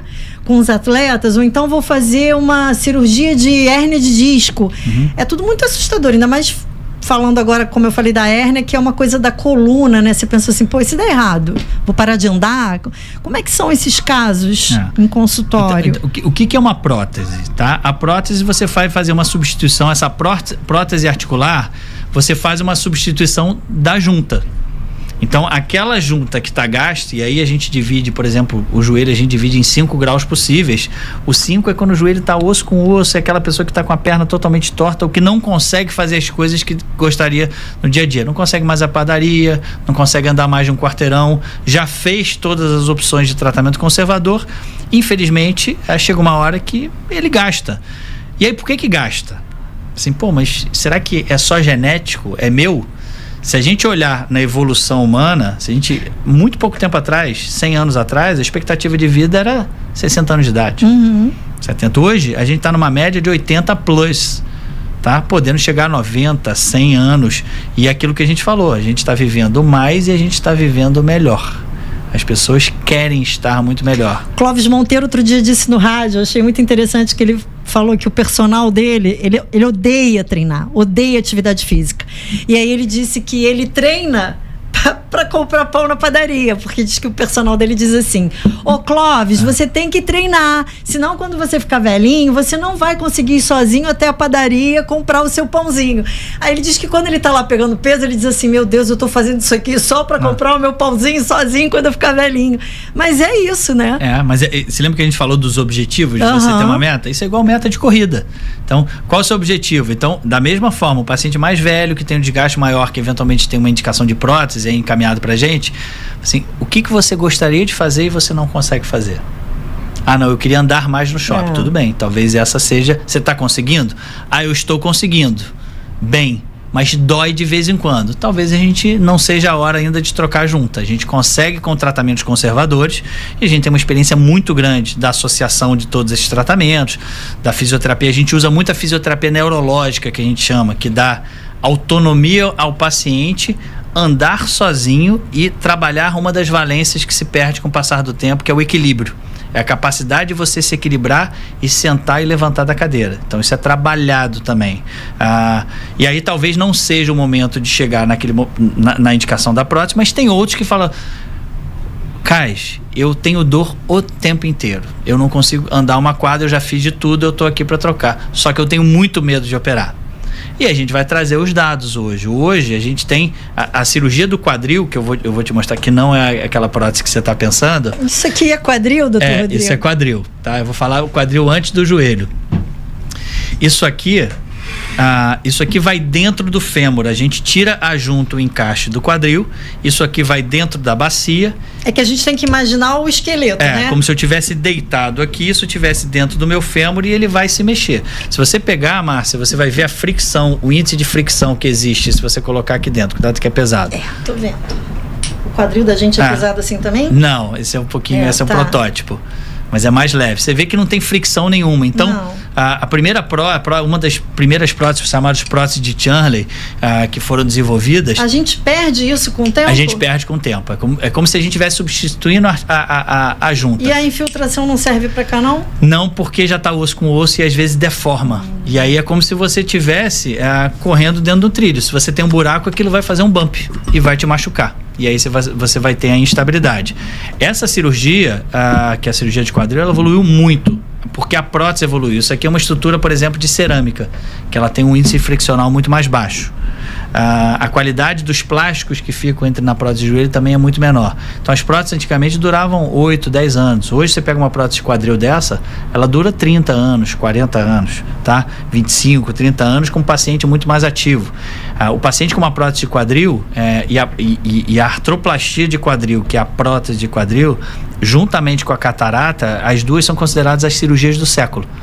Porque são as cirurgias que você reproduz o seu resultado e que muda de forma muito eficiente a qualidade de vida e retoma essa pessoa para dentro da sociedade. Então você volta a enxergar e você volta a andar sem dor. Você tem paciente assim que chegou no teu consultório sem andar e fez uma cirurgia? Algumas centenas, tá? Se a gente pega esses meus 2 últimos meses, eu fiz 8 próteses de joelho. Tá? Então a gente faz 6, 7, 8, a gente tem equipe. E a prótese de joelho, que é essa daqui, tá? Então, deixa eu pegar aqui, se você quiser até pegar. A gente troca essa junta e faz uma substituição e coloca uma junta artificial. Então, é a tua dobradiça que está machucando e ela vai parar de doer. A gente cimenta essa estrutura metálica no osso, tem uma bolacha aqui no meio e você consegue fazer os movimentos praticamente todos. Tá? E melhora muito a sua dor, tem um índice de sucesso de 94%, 95%, você escolhendo muito bem o teu paciente. E a recuperação de uma cirurgia dessa? A cirurgia do quadril ela é mais fácil, ela tem um resultado no pós-operatório imediato mais rápido do que a de joelho. De joelho a gente tem trabalhado muito para evoluir com remédios, com protocolos, com as próteses um pouco diferentes. Hoje a gente consegue usar até um robô para poder fazer. O robô não faz a sua cirurgia, mas ela te dá mais precisão e faz com que você corte menos osso. E quanto maior o estoque ósseo, que a gente chama esse nome estoque ósseo, é o quanto de osso fica na hora que você faz essa ressecção para botar esse novo encaixe. Melhor para você, a tua recuperação é melhor. Então antes que a gente deixava o paciente 5 dias no hospital, o paciente tinha dores enormes, tinha que tomar doses de morfina cavalares, hoje a recuperação ela é muito melhor. Tá? Doutor Rodrigo, a gente está falamos de célula-tronco, falamos dessas cirurgias de prótese. Isso entra no plano de saúde ou só a rede pública e o particular? As próteses elas já estão amplamente incorporadas, tá? O INTO, juntamente com a rede federal e estadual e municipal até, porque normalmente são cirurgias a gente divide de acordo com a complexidade. Então essa é uma cirurgia complexa que na maioria das vezes complexidade, né? A gente precisa de um suporte clínico, então não são todos os hospitais que conseguem fazer e não são todos os médicos que são capacitados a fazer, mas existe uma fila enorme, tá? Esse é um dos grandes problemas de saúde pública que a gente tem para poder resolver a fila da prótese.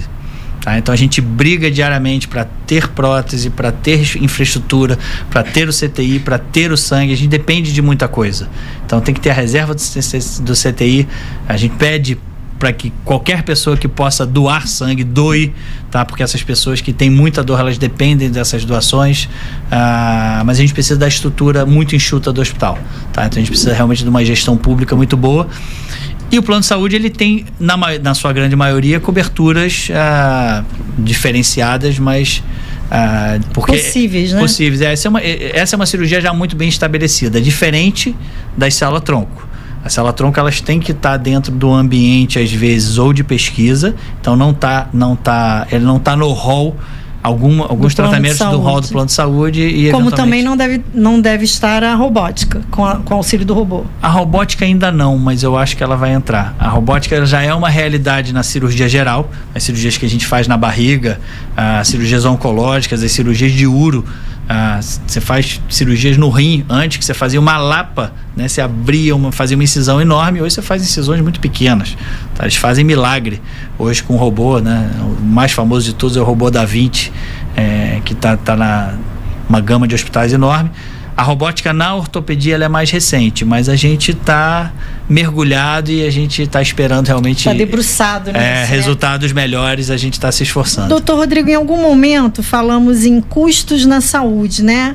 Que às vezes esses tratamentos acabam reduzindo as cirurgias, acaba reduzindo custos na saúde.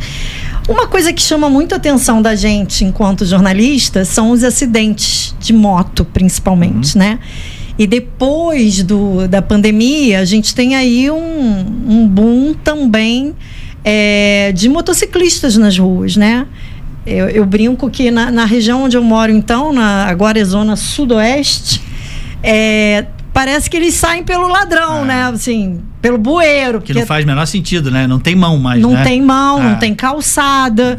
E a gente está vendo aí índices pavorosos quando a gente fala em acidente de moto. Como é que está isso para a ortopedia? A gente vê isso nas emergências, né? A gente vê nas emergências e é o que a gente escuta dos bombeiros. Você pegar os sinistros dos atendimentos dos bombeiros, 75, 76, 77% dos acidentes são relacionados à moto. Tá? O custo, ele é milionário que a gente tem com a saúde desses acidentes por moto. E eu acho que não é só isso. Então você tem várias questões que tem que ser respeitadas na moto. Então, se a gente olhar para trás, que a gente não usava cinto de segurança, né? Pensei nisso agora também. A gente não usava cinto de segurança. Sim. Hoje não existe você andar sem segurança. Você entende que nem o carro permite, ele já apita, né? Os carros modernos. Porque é simples assim, você vai morrer. Eu estava conversando com as minhas filhas agora, elas já estão maiores, andando na frente, mas pai, por que eu preciso? E aí eu expliquei, por que eu não posso botar minha perna esticada, que é maravilhoso eu andar com a perna esticada aqui no vidro? Porque se você for lá na frente, você vai amassar o seu joelho. Mas não vai acontecer. Mas quando acontecer, não tem como olhar para trás. Então essa é a prevenção, a gente tem. Então isso aconteceu com o cinto de segurança. E a moto, assim, a gente tem que realmente educar. Tá? Eu acho que é uma questão de educação. A Sociedade Brasileira de Ortopedia, ela tem um movimento junto à parte política, e que eu acho que a gente fez isso na época do cinto de segurança, a gente tinha que voltar a fazer isso, talvez voltado agora para os ciclomotores. Então, depois a gente até fala sobre essas motinhas mais elétricas. Eu tenho a minha, tá? Mas eu acho que é outro capítulo, mas das motos eu acho que ela é muito importante, de usar os EPIs, que é os equipamentos de proteção individual. Então tem que ter capacete, tem que ter calça, tem que ter aquelas tiras que você consiga ver o motociclista. Mas, doutor Rodrigo, vai ter como regulamentar isso quando a gente fala de uma categoria que está trabalhando para sobreviver? E é informal. Que é informal, é o motor Uber, mototáxi, moto sei lá o quê, que é o aplicativo. E que as pessoas usam aquele capacete, o carona, né? Que é o garupa, que vai com aquele capacete sem a menor higienização. Enfim, eu recentemente recebi um telefonema de uma conhecida que ela disse: o que eu faço? Sofri um acidente no motor Uber, levei 18 pontos na cabeça, como é que eu faço para correr atrás dos meus direitos? O impacto social das pessoas que deixam de trabalhar é gigantesco. É isso, porque vai parar por quanto tempo, né? São pés que são esmagados, são fraturas de tíbia que as pessoas deixam de andar, são desenluvamentos e lesões de pele que esteticamente são muito ruins, fora a parte de deformidades. Então, assim, a repercussão pro paciente, mas para a sociedade também, que você perde um trabalhador, isso pro setor... na verdade, o custo que você tem para manter esse indivíduo no INSS é muito alto. Eu tenho uma experiência super interessante. Eu fui fazer um ciclo de cirurgias uma época em Cacoal, Rondônia. Tá? E aí eu vi uma realidade. Isso aconteceu também. A gente fez umas cirurgias também no interior, em Feira de Santana, que é um polo na Bahia, que é entre a 101 e 116, né? As duas estradas principais aí que cruzam a Bahia, que vão do litoral para dentro. E o índice de moto é gigante, porque é muito mais barato. É muito mais barato. Só que não é respeitado. É um índice de quebra-molas muito grande. Eles passam no meio da estrada e tinha uma característica lá em Cacoal bem interessante, porque quando eu olhava, tinham 4 ou 5 pessoas na moto.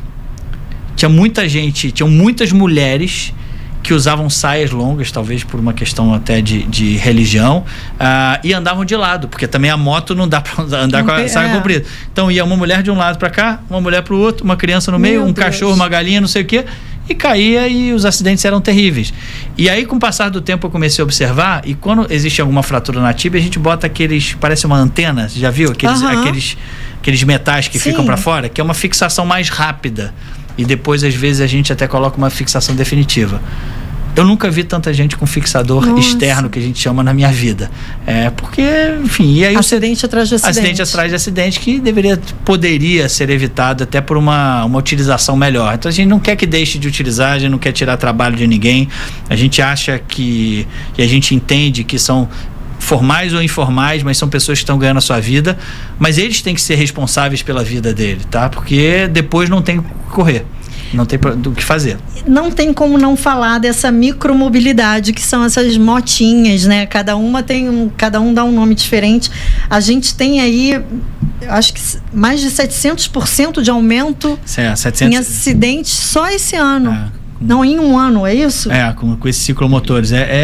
Eu acho que é muito impressionante. E a gente viu São motos baratas, né? Assim, baratas, mas são acessíveis. Em termos de mobilidade, sim. E, na verdade, não são só os motinhos, né? Você tem a scooter, você tem as bicicletas elétricas. E você tem os patinetes. Né? Os patinetes elétricos também. Que tem acidentes absurdos, tá? Porque eu não sei exatamente por que isso acontece, mas fato é que quando o patinete elétrico, eu acho que ele trava as pessoas. Normalmente, quando você cai de bicicleta, te arremessa, mas qual é a tendência quando você cai de bicicleta? Você fica com a mão do guidão, você não tira. Sim. Na bicicleta elétrica, no patinete, ele te arremessa e você cai de cara. Então a gente viu acidentes de face, pacientes que quebraram o dente. Tem uma amiga que passou por isso. Eu falei assim, mas não deu tempo de botar a mão? Não deu. Não sei por que não deu. Então, assim, é uma categoria de acidentes maiores e são pessoas que não são preparadas a usar aquilo. Tá? Eu gosto muito de usar o exemplo que tem Holanda, que tem Alemanha. Quando você está na escola e as crianças aprendem a andar de bicicleta, elas também têm uma parte de educação em trânsito. Isso a gente não tem. E a maioria desses ciclomotores, esses veículos elétricos agora, ela está na mão da turma jovem, da garotada que não tem conhecimento de trânsito nenhum, tá? E foram arremessados. Então é uma baderna. Eu acho que assim, pelo menos a prefeitura do Rio de Janeiro já está tentando ordenar, já diminuiu a velocidade para 32 km por hora, porque tinham motos a 50, 60 km por hora andando na ciclovia. Isso é um presságio de uma tragédia. Eu circulo muito na Lagoa, correndo, e eu vejo a velocidade deles passando, tanto de moto, com a moto que tem a moto elétrica, quanto a bicicleta elétrica, absurda. Eu, na verdade, eu fico surpresa como é que um monte de gente já não foi arremessado dentro da lagoa. E gente machucada. Eu não sei se não há registros disso. Ele é subnotificado, né? Tem muita entrada, aqueles 702%, na verdade, de aumento. São dados de entrada em hospital. Tá? Mas da mesma forma que os acidentes por moto também, que tem muita gente que está irregular e não dão entrada em serviços de emergência, isso é subnotificado. Então o número é maior ainda do que a gente imagina. Mas eu acho que é um baita veículo aí para mobilidade urbana. Eu acho que a gente tem que trabalhar cada vez melhor. Eu acho que a gente conta aí com apoio público e tem que contar com o apoio da sociedade, da gente estar educando, tá?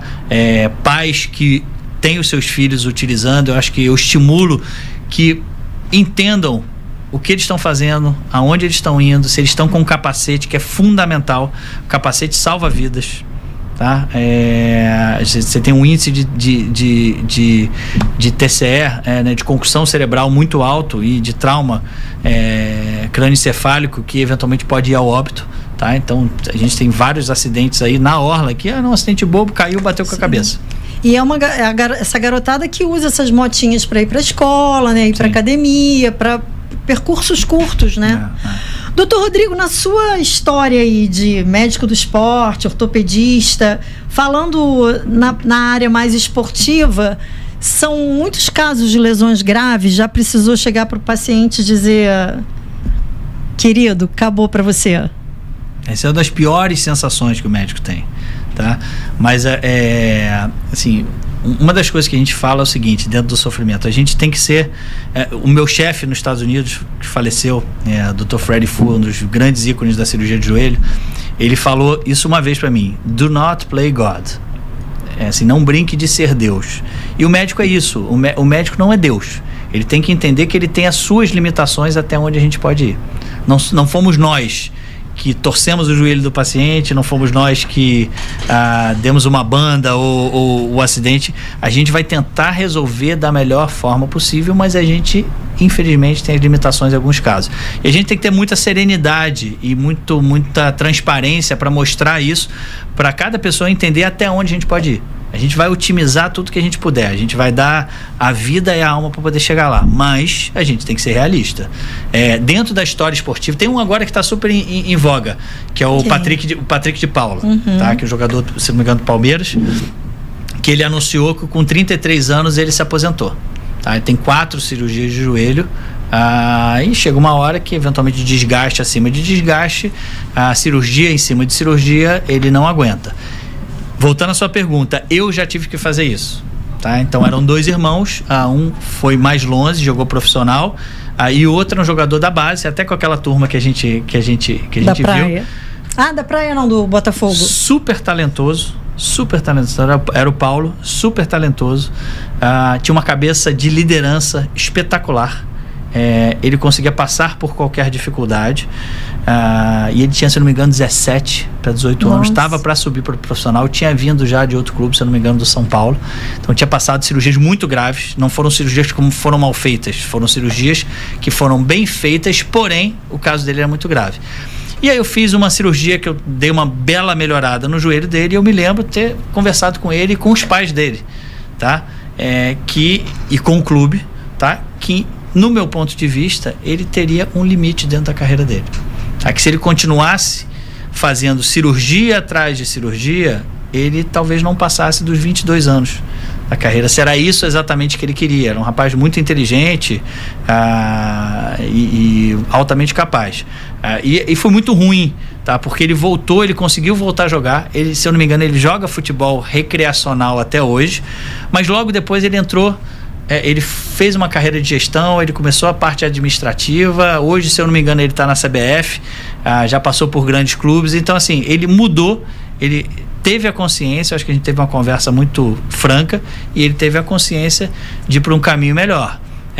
Tem casos não relacionados a esporte também, então, assim, eu tive milhões de casos. A gente tem, né, aí que até é um dos nossos convidados do podcast, que é o Carlinhos de Jesus, passando por uma situação bem delicada também, envolvendo a parte neurológica, né, e de movimentos. Sim.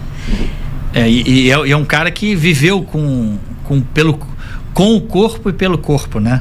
Então, totalmente, assim, 100%. Então, assim, é uma situação realmente muito difícil, não sei exatamente qual é o caso dele. A gente espera realmente a melhora e que a gente use, assim, todos os recursos de medicina para ele melhorar o mais breve possível, de forma muito realista, que a gente consiga o melhor para ele dentro do que a gente consegue. Doutor Rodrigo, hoje, para a gente fechar, assim, qual o conselho do Dr. Rodrigo Kais, que tem aí essa vasta experiência na medicina da ortopedia, medicina do esporte, já passou por clubes importantes como o Botafogo.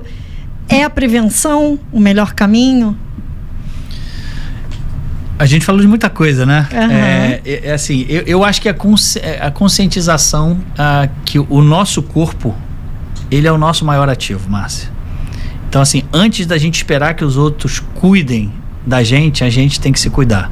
Tá? Isso faz parte, a prevenção, esse olhar da prevenção faz parte desse processo. Mas eu acho que a gente não pode terceirizar o problema para os outros. A gente tem que entender o que a gente tem e a gente tem que tomar ações. Tá? A gente tem que ter todo o ecossistema funcionando pra gente.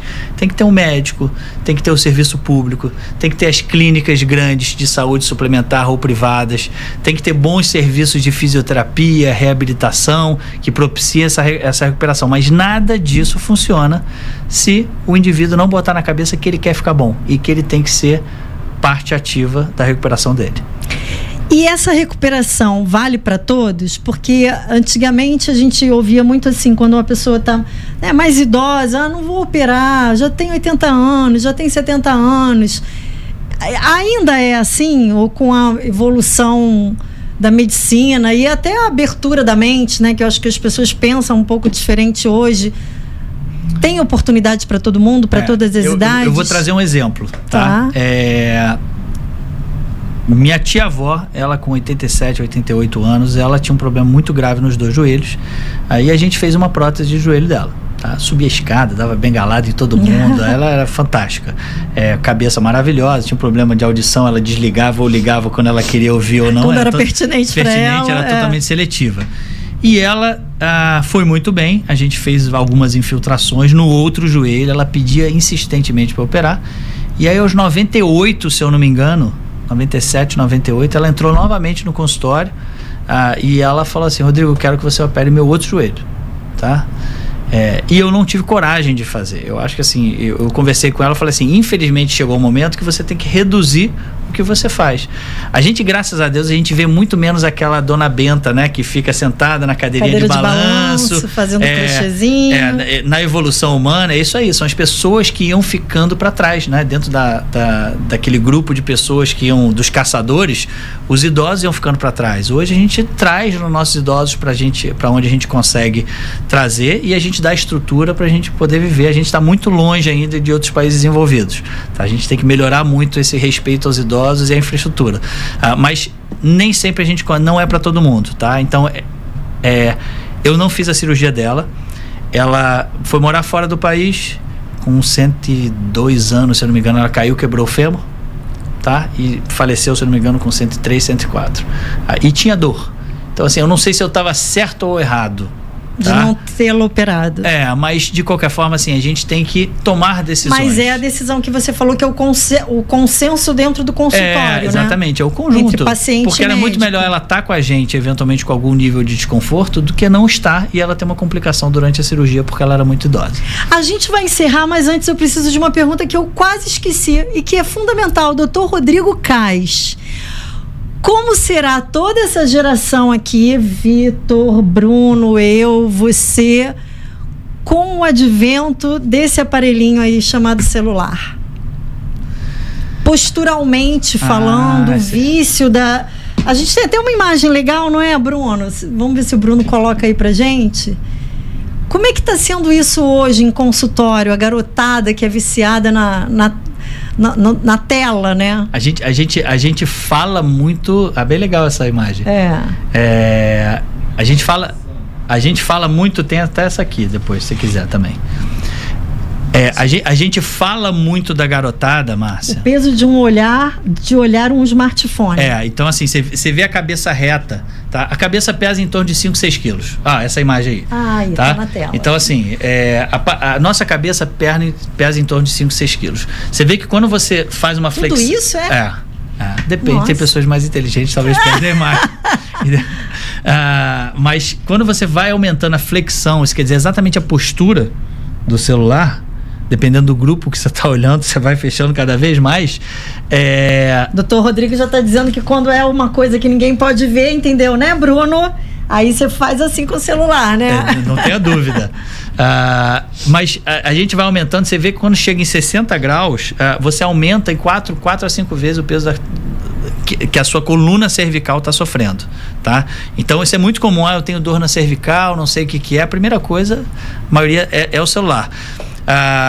E a OMS, tá? A Organização Internacional aí do Estudo todo de Saúde, de Medicina, ele descreveu até uma doença chamada neck text, que é exatamente o pescoço do teclador, tá? Que tem esse problema. Então é um problema de ergonomia. Você sentar correto, ter uma cadeira quando você está trabalhando, ter uma cadeira de apoio com os 2 braços, ou eventualmente entrar e apoiar os seus 2 cotovelos, manter a postura correta.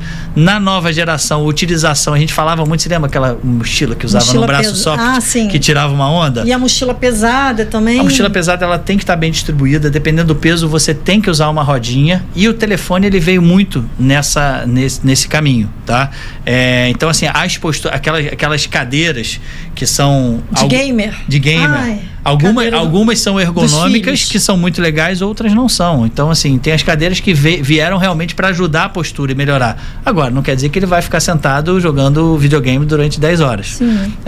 Mas eu vejo uma grande questão no telefone, eu acho que a gente tem que melhorar. Eu acho que o controle das telas parenteral pelos pais, ele é fundamental para a saúde ortopédica e para a saúde mental e para a saúde ocular, tá? Porque a gente sabe que aumenta o índice de outras doenças de miopia relacionadas a isso. Tem vasta literatura em relação a isso. Então, assim, a gente tem que cuidar das nossas crianças, tem que prestar atenção no celular, e isso não é só delas, porque a gente é viciado também. Ainda tem a questão dos acidentes, a coisa da selfie, né? O cara que vai num ponto turístico e faz uma selfie perigosa. O celular, ele envolve muitas questões, ele envolve, né? Porque ele tira a tua atenção, né? E outra coisa, o celular, uma coisa que a gente falou, acidente no trânsito, né? Enquanto as pessoas, você vê as pessoas digitando, e esses aplicativos, porque eles dependem muito do Waze, de aonde eles vão chegar. Então eles estão dirigindo a moto e estão olhando o celular ao mesmo tempo, da mesma forma que a gente. Então, a gente talvez evolua para os grandes óculos, para as inteligências artificiais que te melhorem isso, para as questões eventualmente auditivas que te deem sinais, mas a gente ainda está no meio do caminho dessa tecnologia. A gente tem que estar muito atento. Eu espero que a gente melhore, que a gente use menos celular, que a gente volte a olhar para o nosso dia a dia de natureza, tratar bem as pessoas, boas ações, fazer atividade física e cuidar do nosso corpo.